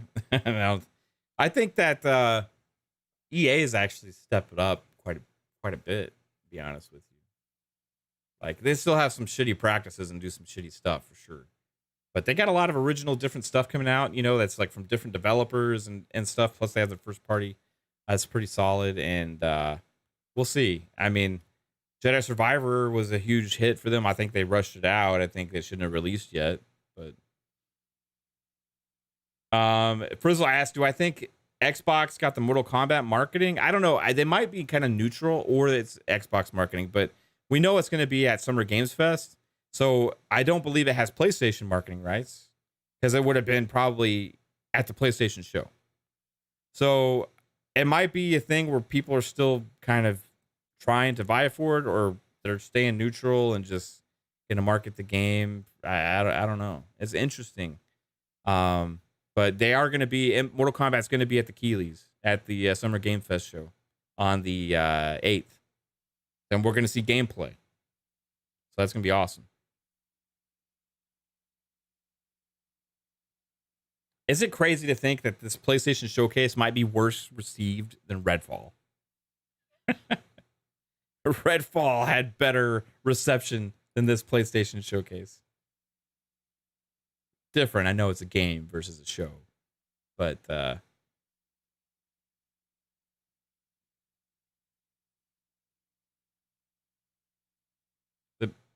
PS5 gen is a bit similar to that early PS4 gen. Seems like more of the games come late. I kind of actually, I think it's opposite. I think the early PS5 gen was stronger because you had more of these like sequels that a lot of people were looking forward to. Not so much me. But, you know, you had like God of War Ragnarok, and you had the Horizon Forbidden West. You finally got Gran Turismo out. You had Last of Us Part 2 came out like right before. When did Last of Us Part 2 come out? I don't even fucking remember. The last couple of years. They've had Returnal, you know, trying to think of everything they released. They've had a decent cadence, but up until now, up until this year. They hadn't really had a big, like, besides they had like a big 6-month gap in 2021. That like second half of the year in 2021, they didn't have anything. But then 2022, they had a couple big games, right? They had Horizon Forbidden West, they had God of War Ragnarok. Then they had some games like Sifu, you know, stuff like that. This year though is not really anything. You know, besides Spider-Man coming later. Yeah, Demon Souls 2 came out early. But it seems like based on the show, if I'm basing like what's in the pipeline for PlayStation going forward right now, like I have no reason to think that they have a regular great pipeline of first-party games after this show. It seems to me almost like most of their big first-party games were already released, and they're in a kind of this stalemate right now of delivering on a steady pipeline.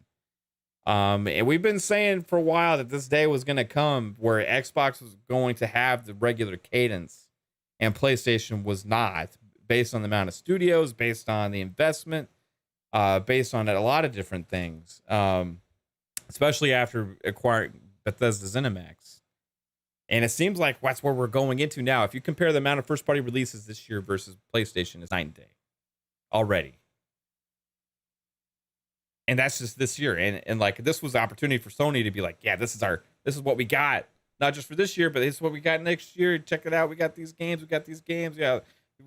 Surprise. You know, the studio's been working on this thing. It's coming next year. None of that. It was like, where are the games? Where's Factions? Where's Wolverine?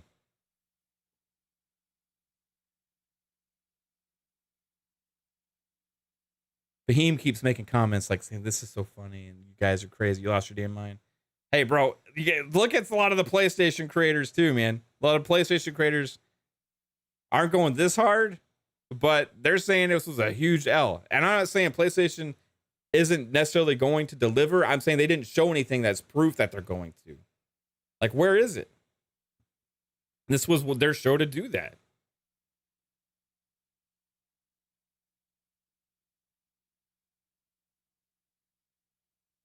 He says, you know, they do have the ability to do more with less, right? Well, did they show it at the show? Where was the more with less? Where was the more with less at the show? This was their show. This is what they're supposed to show us. They're supposed to prove that. They're supposed to show us what they got. They didn't show it.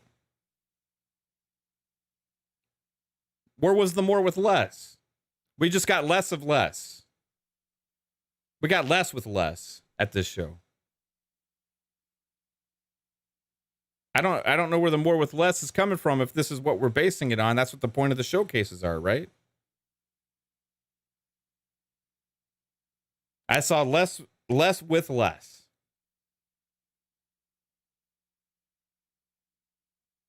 And where was Stellar Blade?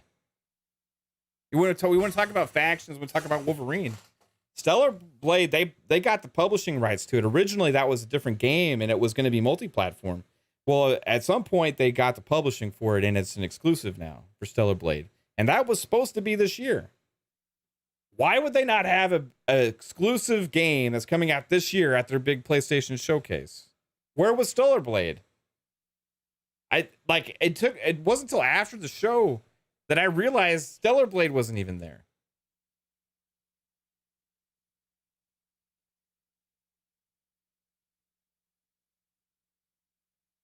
If this was an Xbox show, we would all be shitting on it. And you know what? As the Xbox kind of creator, because I talk a lot about Xbox and stuff, and we have our podcast, and I love the platform, and that's where my primary place to play and all this stuff, right? Whenever I criticize Xbox, people give me shit for it, and the chat doesn't like it, and they say, well, why are you being hard on Xbox, or like this or that, or whatever. If this was Xbox's show, I would be giving them a hard time. I would be saying the same things. We gave them Xbox a hard time after the 12-month show last year. We didn't think it was the right move. We criticized it, right? Like, that show was better than this one, though.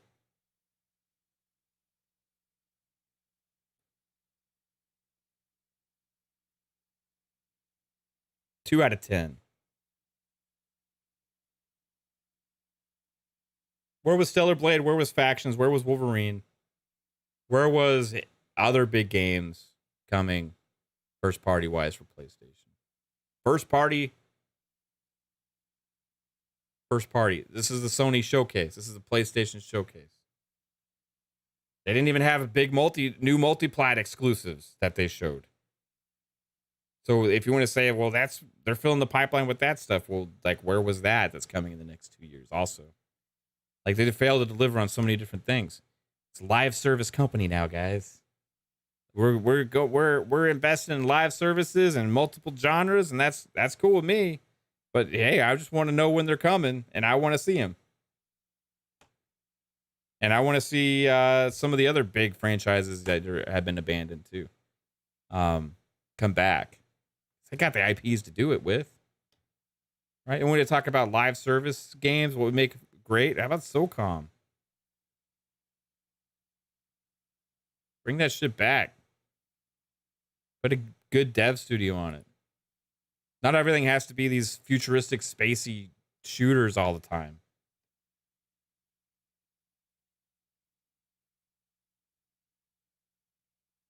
Maybe they were like lazy with this show, which is weird. Maybe they were like, we're just gonna like take a step back. You know, we got such a big lead right now on consoles sold, because that's all that matters to us is consoles sold.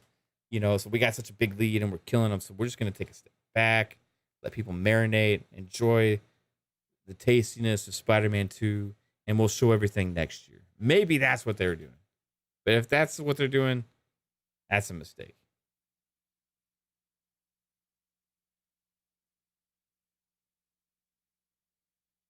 Yeah, this was first show in 2 years. Their 45-minute show last year was better than this. They had a 45-minute like state of play last year. Like, I think it was in like September or something. I can't remember when it was. I love that show. I thought that was way better than this.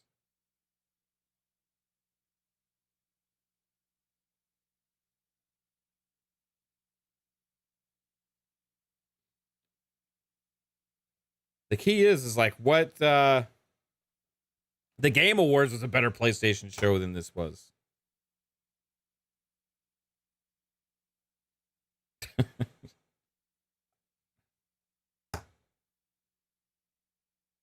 What about Xbox though? Like, what is Xbox gonna do now? Because like the two things you could say, like, you know, Xbox was getting spicy today, right? Xbox was sitting back, and they've been waiting for a moment like this, especially after the frustrations they had with um, Redfall, right? You know, we saw Angry Phil at the Kind of Funny interview. We saw Phil Spencer looking different than he usually does. And at that point, you know, it was like, oh, man, the guy's frustrated. You know, God, he can't catch a break right now because. But then we gave him heat for Redfall, right, on this channel, a lot of it. But like Xbox today was different. You saw them take advantage of this, and they released that image.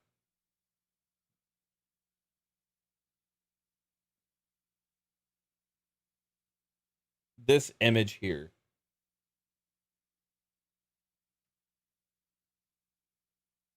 Look at all these new games coming to Xbox. Here it is right here. Xbox, what a good looking group.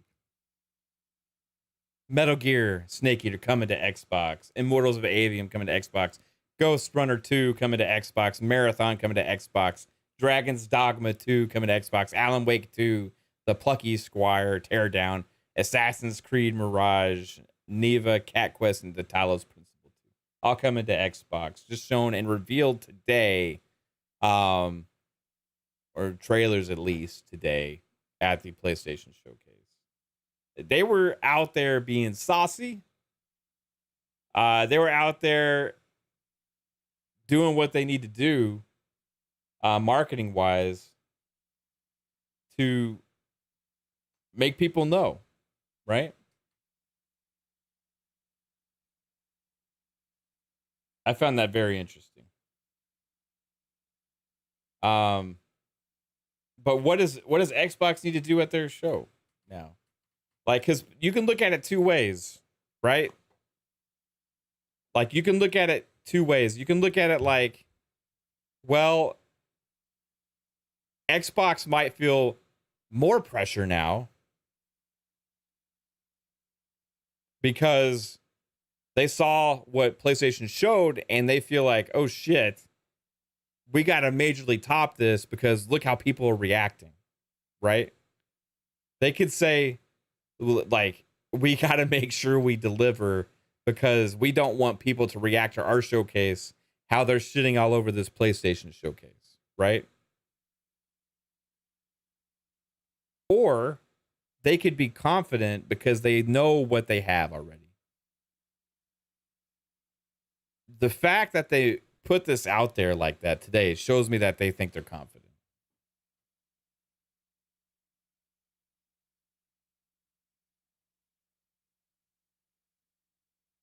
And that's energy they're trying to exude right now.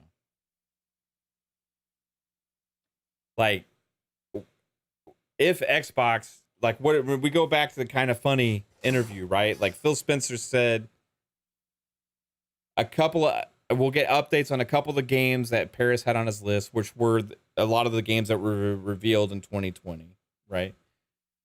Then he said we're going to have new announcements, new surprises. And then also on top of that, we are ending it all afterwards with the Starfield Direct. You know, so here's a big difference between this show and Xbox's show. Just put this into perspective for a minute, right? Xbox has a total runtime of 2 hours, okay? I understand it's not all about time. They still got to show stuff. But they are allocating a whole separate show just to Starfield, the Starfield Direct, okay? So we can anticipate that's going to at least probably be 30 minutes.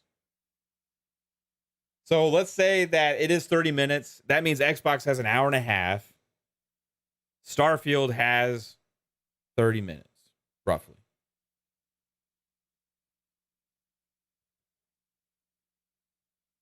Spider-Man 2 was the best thing at this show, as far as first party goes.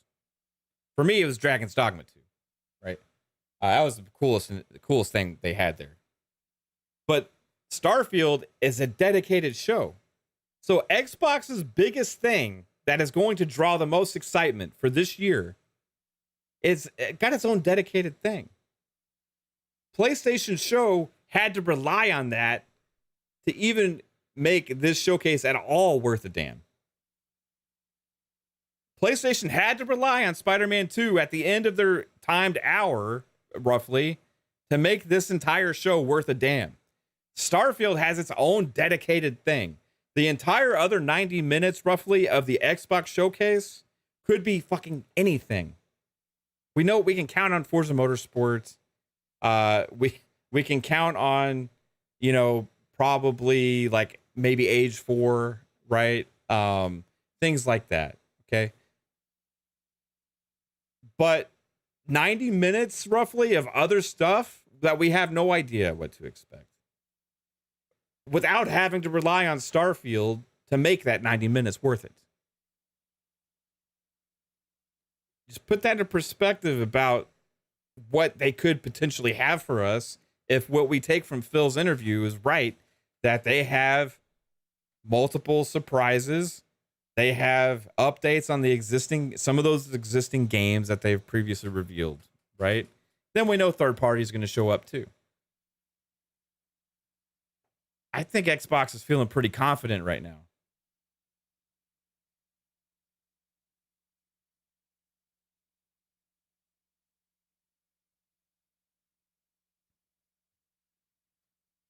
I think there's going to be a lot of people just care about the Starfield Direct and be like, hey, this is all I need, right?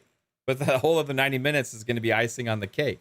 Because if you're really coming around with like Spider-Man 2 was save that show or whatever, then, you know, that's all you needed.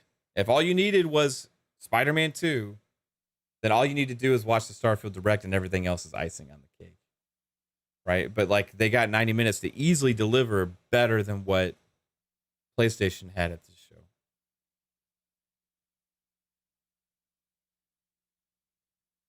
That puts things in perspective a little bit with what they could potentially bring. I think they're going to bring a lot. The Xbox usually brings between 30 to 35 games.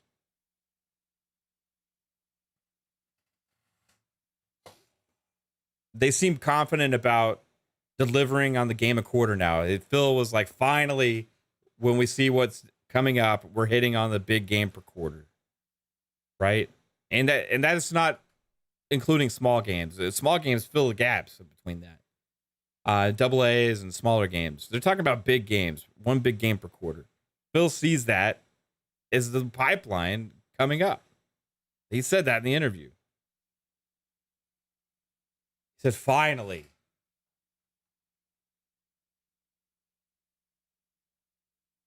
When we look at what's coming, we're finally delivering on the game per quarter. And I know they're not including the small stuff in that because otherwise, if they were, they would have a game a month because that's what they're at this year, roughly. They're at probably 9 to 10 first-party games this year. And you think, oh, where are you getting those numbers? You just got to count them up. You got Hi-Fi Rush, Age 2 Definitive Edition, Ghostwire Tokyo, Minecraft Legends, Redfall, that's 5. Age 4, 6, Starfield 7, Forza Motorsport 8.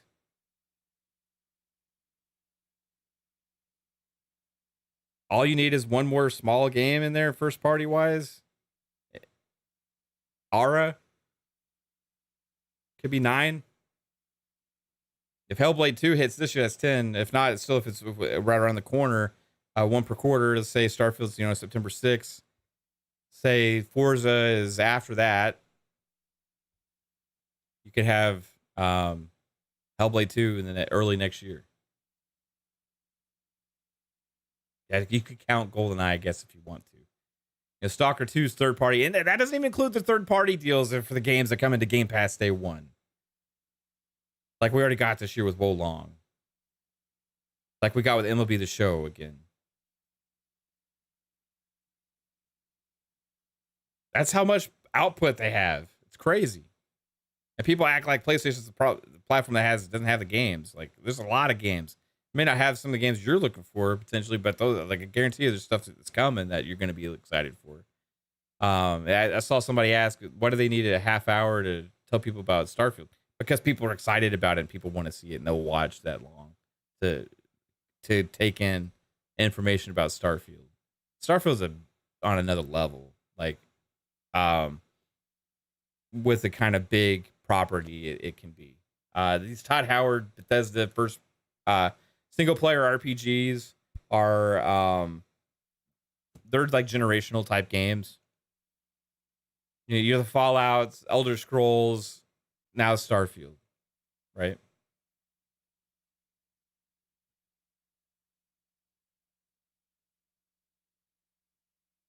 Monster Hunter Rise was Calorie's putting some good stuff in the chat. Monster Hunter Rise was a first time on Xbox and PlayStation. Monster Hunter Rise, and it went into Game Pass day one.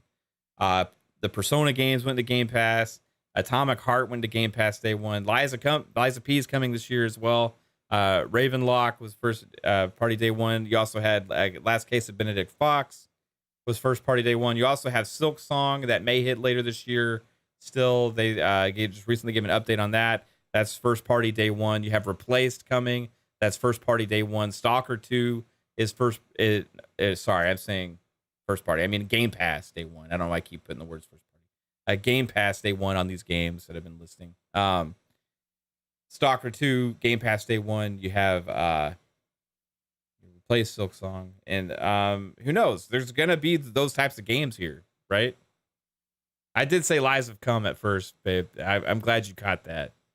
I knew you wouldn't let that pass. Yeah, Lamplighters, Game Pass day one as well. Planet of Lana just hit, and it's getting 9s out the ass in reviews, and it's Game Pass day one.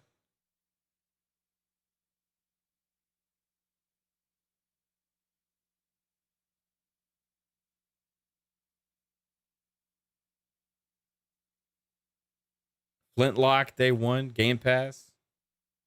Yeah, Ghost Lord just hit too. People are eating good on Xbox land. This year has been amazing for Xbox. They had one disappointing big moment with Redfall, which was a big IP that they had high hopes for, and it flopped. It was horrible reviews. But honestly, this year, first party, I would never trade in a million years the first party output this year for Xbox versus the PlayStation first party output for PlayStation. Like you'd be crazy unless all you care about is Spider-Man.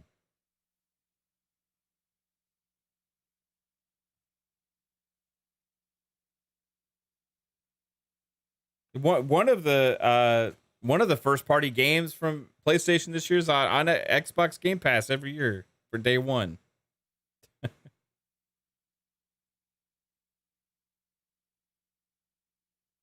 I'm just putting the realistic facts out there about what's going on. The people that are defending PlayStation in the chat, it's first party this year. Tell me the first party games that PS5 players have to look forward coming out this year. Tell me the amount and what games first party PS5 players got this year and have coming. And then tell me what first party games Xbox had and has coming this year. One list is a lot bigger than the other. And not only that, there's more big games on one list than the other. Just make your own list. It's just real. I wouldn't trade this year's first party from Xbox for PlayStation's this year over like a million years.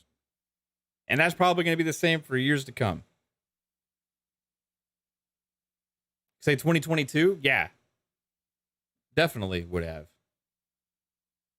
For first party.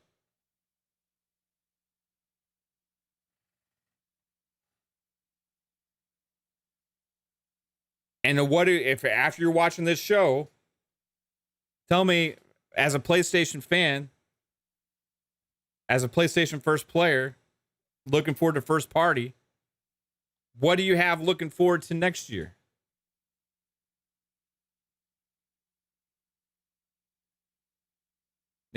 Now, Calarie, those are some of those are third-party games. I'm talking about first party. And the Silent Hill 2 is not probably hitting this year either.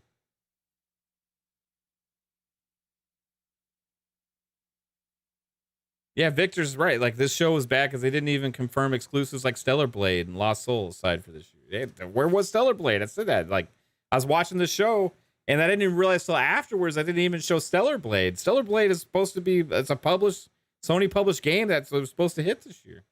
But like, it wasn't at their showcase. I have no confidence in that.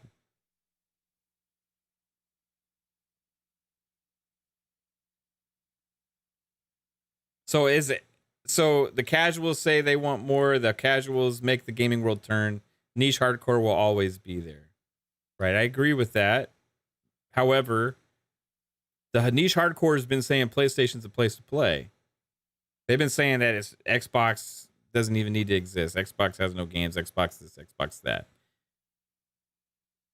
Just putting the numbers and the realistic facts out there about the first party games from the platforms. Where they're at this year and potentially now next year. I mean, it is what it is. I mean, go ahead, you just write the games down.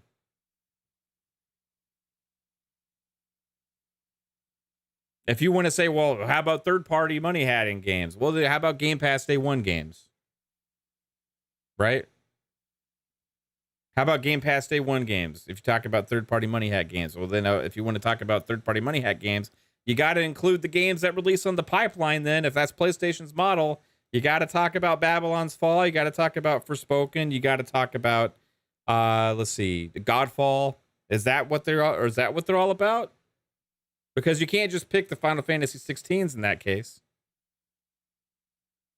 You can't just pick the ones that like, well, this fits because they get great third-party bangers for us that we look forward to and that they take off other platforms, even if they're timed exclusive or whatever. What do you say if that's how they're filling up their pipeline to make this amount of games for exclusives? Then it matters when they suck ass too, as much as it does when a first-party game sucks ass, because that's what you're filling the pipeline up. So if that's what you're using, if you're PlayStation and you say, well, we're light on first party, for a long time, or, we're only going to do one or two big games, but like, guess what? We got these other, we're going to market the hell out of Forspoken. We're going to market the hell out of these other games. And, Godfall, the only place you can play it is on PlayStation. It's only possible on PlayStation, all these things. If that's what you're all about, when the games suck ass, you can't just distance yourself from them and say, well, guess what? That wasn't PlayStation. It was PlayStation's money's investment that put that game as an exclusive on the platform, and they could have been using that money on more first-party stuff.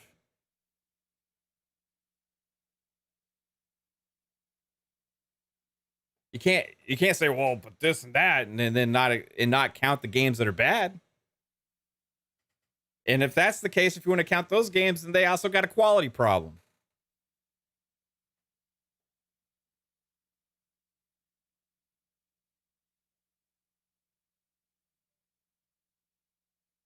So that's why you stick it to first party.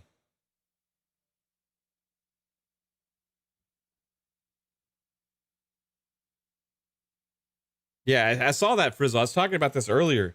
Like, it seems like the media is completely unaware of what's going on social media and what the general fan consensus is, because you see the stuff going on socials, even the diehard PlayStation guys, the guys that like bleed blue and just always shit on Xbox and always defend PlayStation.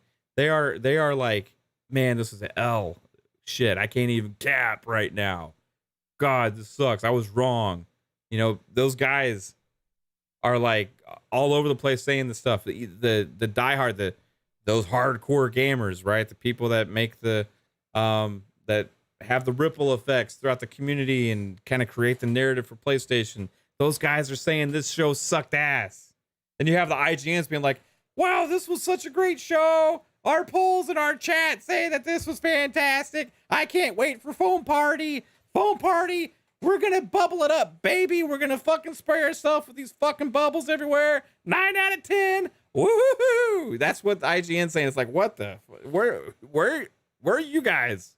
Like, are you people that actually play games? I'm so confused. Maybe it's an age gap thing, right? Maybe it's like a different level of expectations. I don't understand. I don't know where these people came from that are celebrating that kind of stuff when they see the actual diehard fans out there shitting all over it.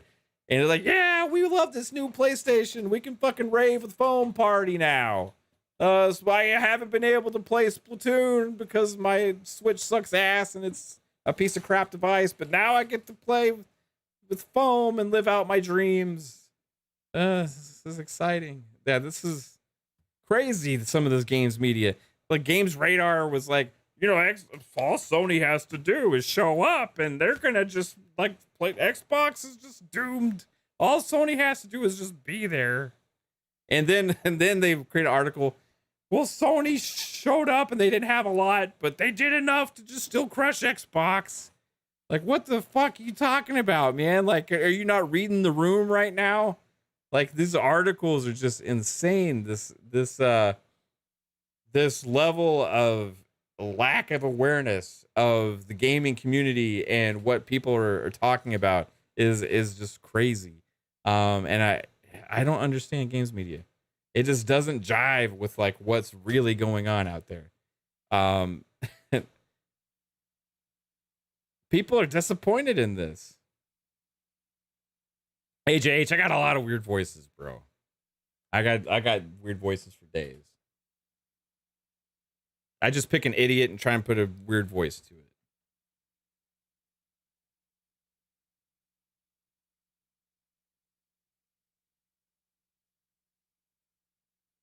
Do us some bars. Neon says. No, that's it. Hey, guess what? Yeah. The Xbox consoles have been down. Who's saying that it's not real? I see KR's one. Yeah, Xbox console sales were down 30%. Content and services were up. Monthly active users were up. PlayStation console sales were up 30%. Game sales, content, and services were down.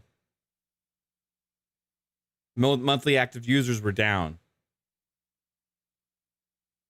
Like, they both got their problems. And if you relegate it to only consoles matter, then Xbox has got a problem. But guess what? Consoles aren't the only thing that matters here. And there's a lot at play with how these companies make their money, right? Neither of them make a lot of money on hardware. PlayStation doesn't make a lot of money on hardware. Xbox doesn't make a lot of money on hardware.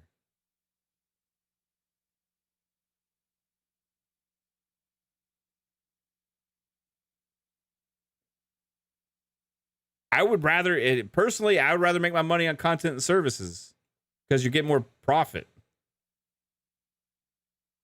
Now, if Xbox need to keep selling hardware, yeah, they need to keep selling hardware. They need to keep selling Xbox consoles. So it's still a problem, but it's not the end all be all of the ecosystem. It's an aspect of it.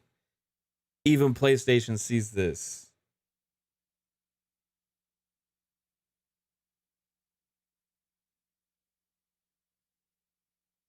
This is what PlayStation talks about. That's why they talked about how the games aren't selling as well.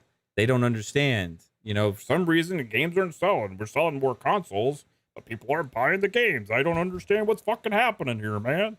It's weird shit. You know, that's what they said. That's what PlayStation said.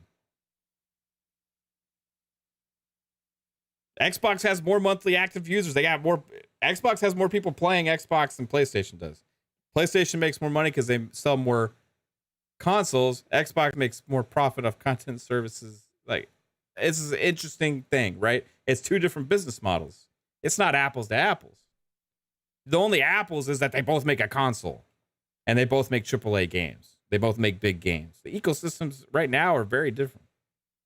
They make their games somewhat the same way in the fact that they both have subscription services and the storefronts, the 30% stuff, but they have a lot of different kinds of games. They have different studios. They do different things. Microsoft has way more active live service games that make a shit ton of money that are successful. They have Sea of Thieves. They have Grounded.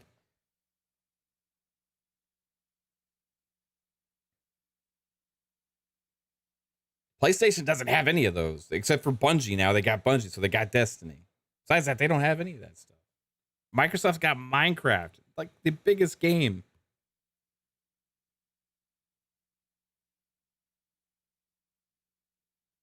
Both make a lot of money in different ways in the gaming space.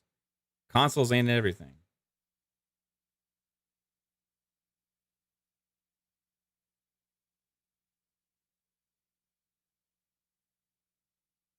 Appreciate you, FARQ. I would be a little upset about what? I missed it.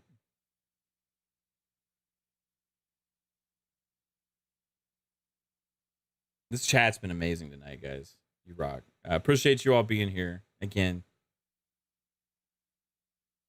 Fun day today.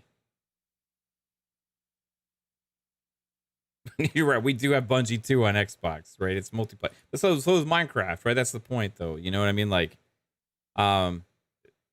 makes sense sometimes for more games to be at different places, you know? Yeah, appreciate you, Tony. Victor says, a Deviation Games project canceled. No Lost Soul aside. Stellar Blade. Final Fantasy 7 Reboot. Yeah, why was Final Fantasy 7 Part 2? That wasn't here either. I guess I can understand that's probably like a next year game, right? So maybe they're holding off on that. Are they now relegated to next year or state of play or multiplayer? I think that we're relegated to revealing some games, more net games next year. Like they just didn't care about release. This was like almost like Xbox's show last year, but worse. Like we gave Xbox criticism for the 12-month thing, but like they had like a lot of games that were first party still at that show that were coming within like they didn't meet the 12 months, but they had like 18 months, right? So like they gave us an idea, so that kind of was why they did that, right? That show, I gave them criticism for not bringing out as much as they could because they handicapped themselves with the 12-month.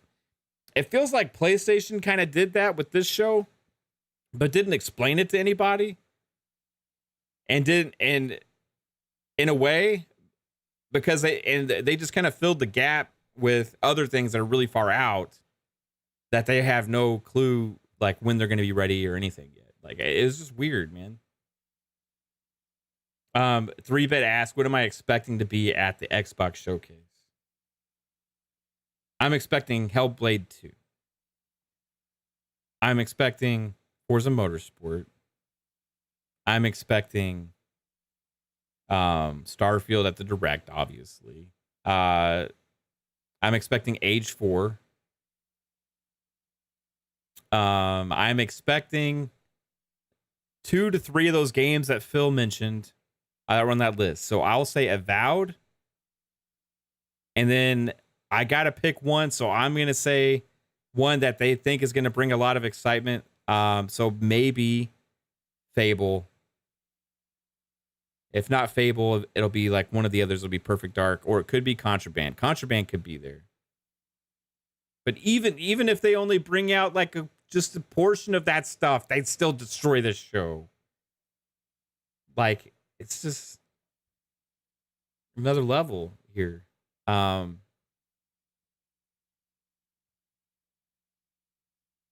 Flush asked about what about Warhammer Darktide? That's the great question, because that game was originally supposed to be one of the third-party games that came to Xbox, and they had a lot of issues on PC, and people still having issues on PC.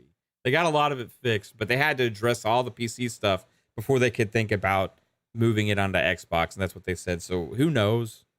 I don't know. Maybe they reveal it again this year, but people are kind of down on that game anyway because of all the issues that it didn't do as well. So I don't know.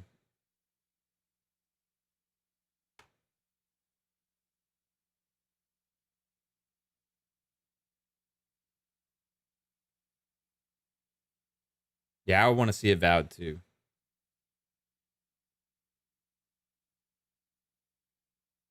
I want to see Avowed too.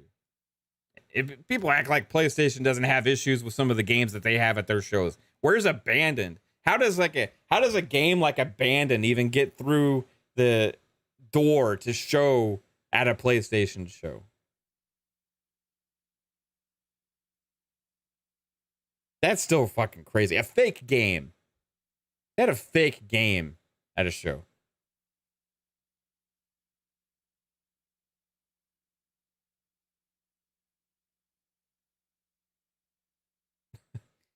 I admit that Xbox has a lot of issues. Sometimes it has some bad luck. Like what happened with Stalker 2, right?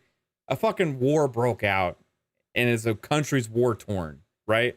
That's not Xbox's fault. The Warhammer Darktide stuff, like they were excited about having that game. The game ended up having massive issues, and on their PC release, it was a third-party game that was going to come to Xbox and PC. That's not Xbox's fault. Like, they've had such bad luck with some of that shit. It's insane. But it's still nowhere near as Abandoned having a fake game at your show. You fucking literally had a fake game. The game that is made up of a scheme to make money game was at the show that doesn't even actually exist. A game that they didn't even have the rights to the name, because somebody else has the rights to the name Abandoned, actually showed up at a PlayStation show. Like, how does that happen?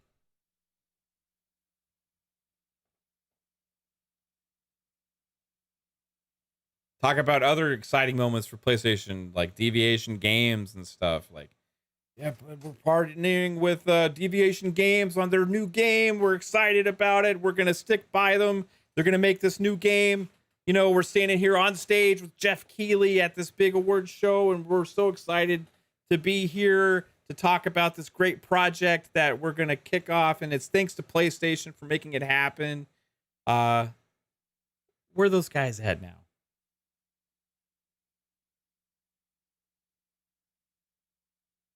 You know why no one thinks about Abandon anymore? Because it was a fake ass game.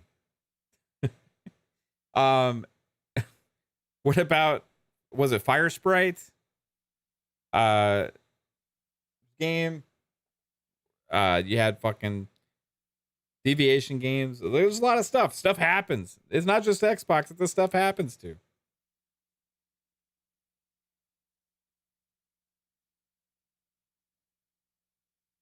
So, you know, it sucks. It sucks for Xbox in 2022 more than anything because like they didn't have a lot of first party. So yeah, 2022 would have been a reliant on third party year, much like PlayStation is this year, right?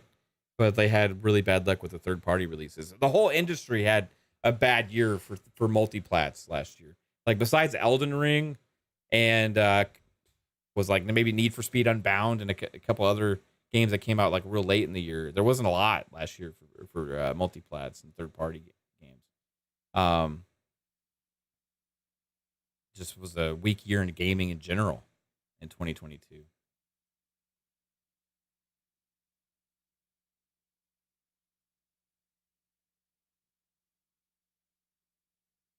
Yeah, PlayStation had a good year last year because a lot of the games were supposed to have come out the year before. Much like Xbox is having a good year this year because they have games come out this year that were supposed to come out previously, right? And it is what it is. But like Xbox has got like a lot more. This is just what it is.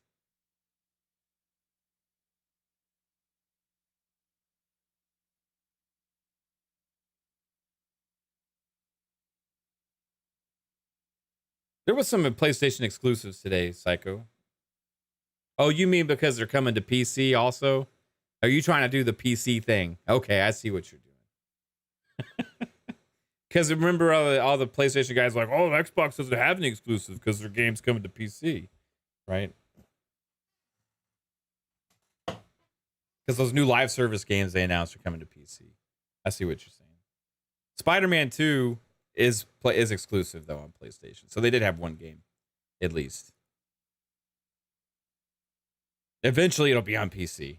So it won't be if that's your metric. But I think I'm not going to run with that metric because I've thought that was a shitty metric all along. Like if it's in the Xbox ecosystem and PC, whatever, like exclusives are like avoiding the other major competitive platform.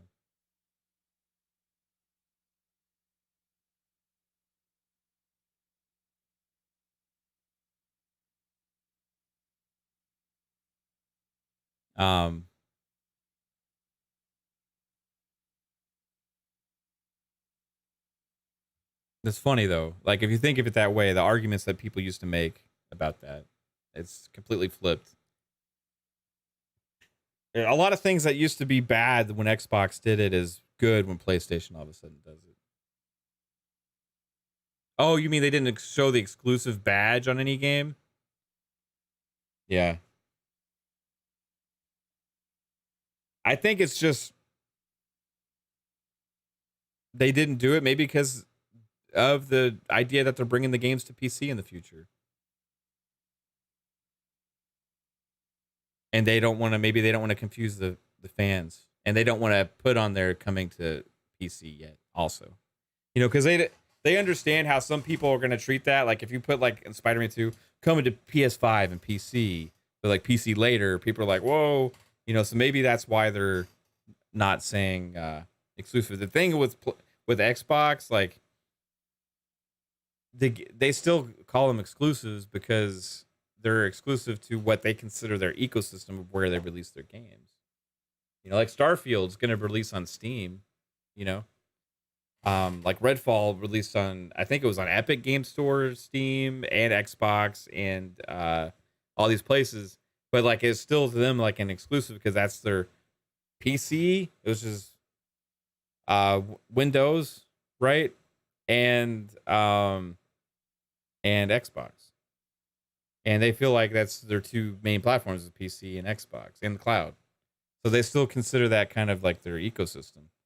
As far as PlayStation, they don't have a storefront yet, even on PC. Like PlayStation doesn't even have a storefront yet on PC. So they're like, I think that maybe they have a hard time calling PC like exclusive, like Xbox does or something. I don't know. It's an interesting thing though, because they did not mention that.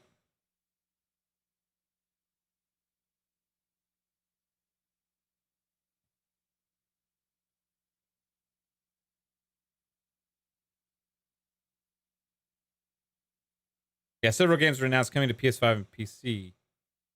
For the third, some of the live service ones, right?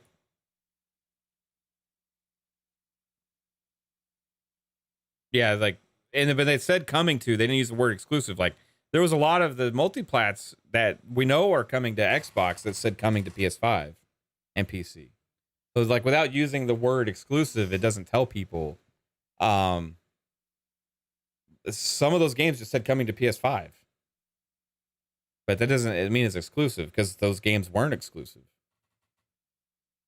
The only one that we have questions about that said that was Phantom Blade Zero.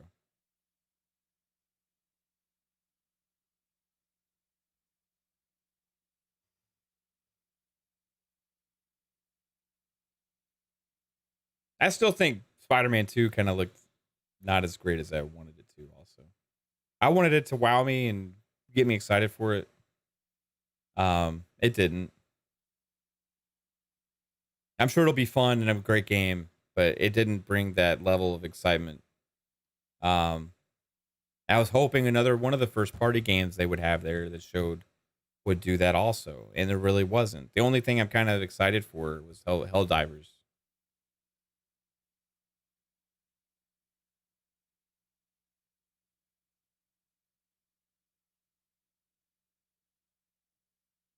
Yeah, y'all are all saying Spider-Man looks downgraded. I think I kind of agree. The visuals on it were not crazy impressive. Miles Morales, the trailers they showed leading up to Miles Morales looked better. And I will say, like, playing Miles Morales, I don't think Miles Morales lived up to the trailer hype and the visuals they had showcasing the game. It still looked really impressive and it looked really good graphically. It was a great looking game. but it still didn't have as much wow factor as what I saw on the trailers. But like this looked more, maybe they're being more realistic with people. You know, this is just like straight gameplay from that we just recorded. You know, but like it didn't have that wow factor that the Miles Morales trailers had. Yeah, like the 3-bit, like, you know, you're a big Spider-Man guy, and you're big on tech and the game developer and all that kind of stuff, and you were looking for that stuff, and you noticed it too. Like it just didn't look as wow as Miles did.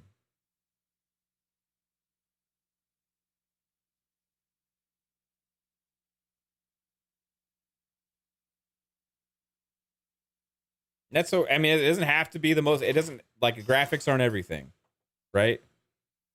Like I'm not gonna pretend like that. It was still surprising to me, and the gameplay looked more the samey to me. Also, I saw like quick time events and, you know, dramatic scene, which is gonna be fun. But I've been doing that in the last 2 Spider-Man games. I don't know. It doesn't excite me like this is a new experience.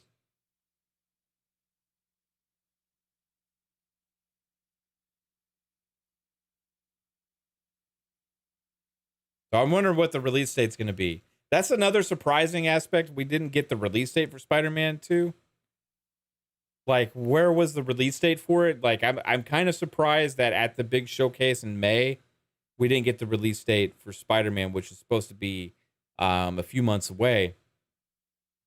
But maybe it's later fall, and they're going to have a state of play later about Spider-Man, and then reveal the date at that. That's probably what's going to happen. So maybe like it comes out in October, November, you know, and has a release date 2 weeks. Not 2 weeks. That'd be way too late. A month before release. I don't know.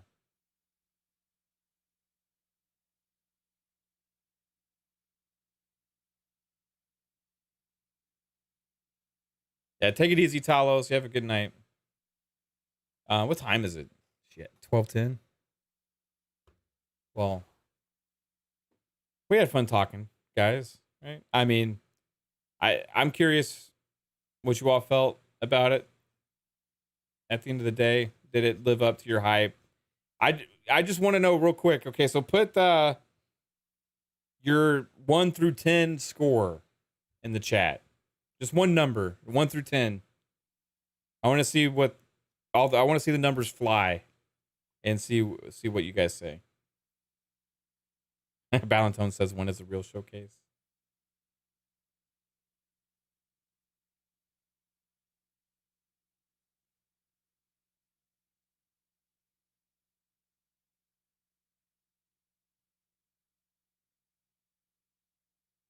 Damn.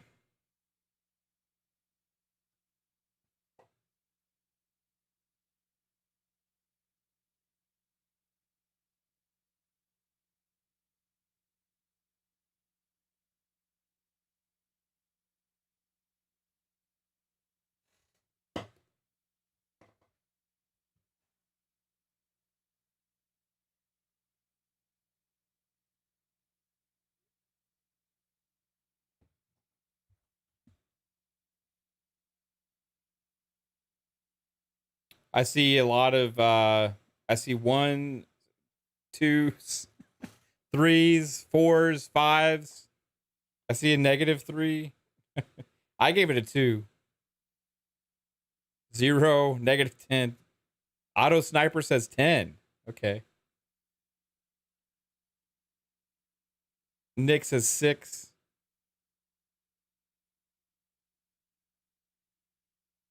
Three, 2, 2. That's a pretty damn low aggregate.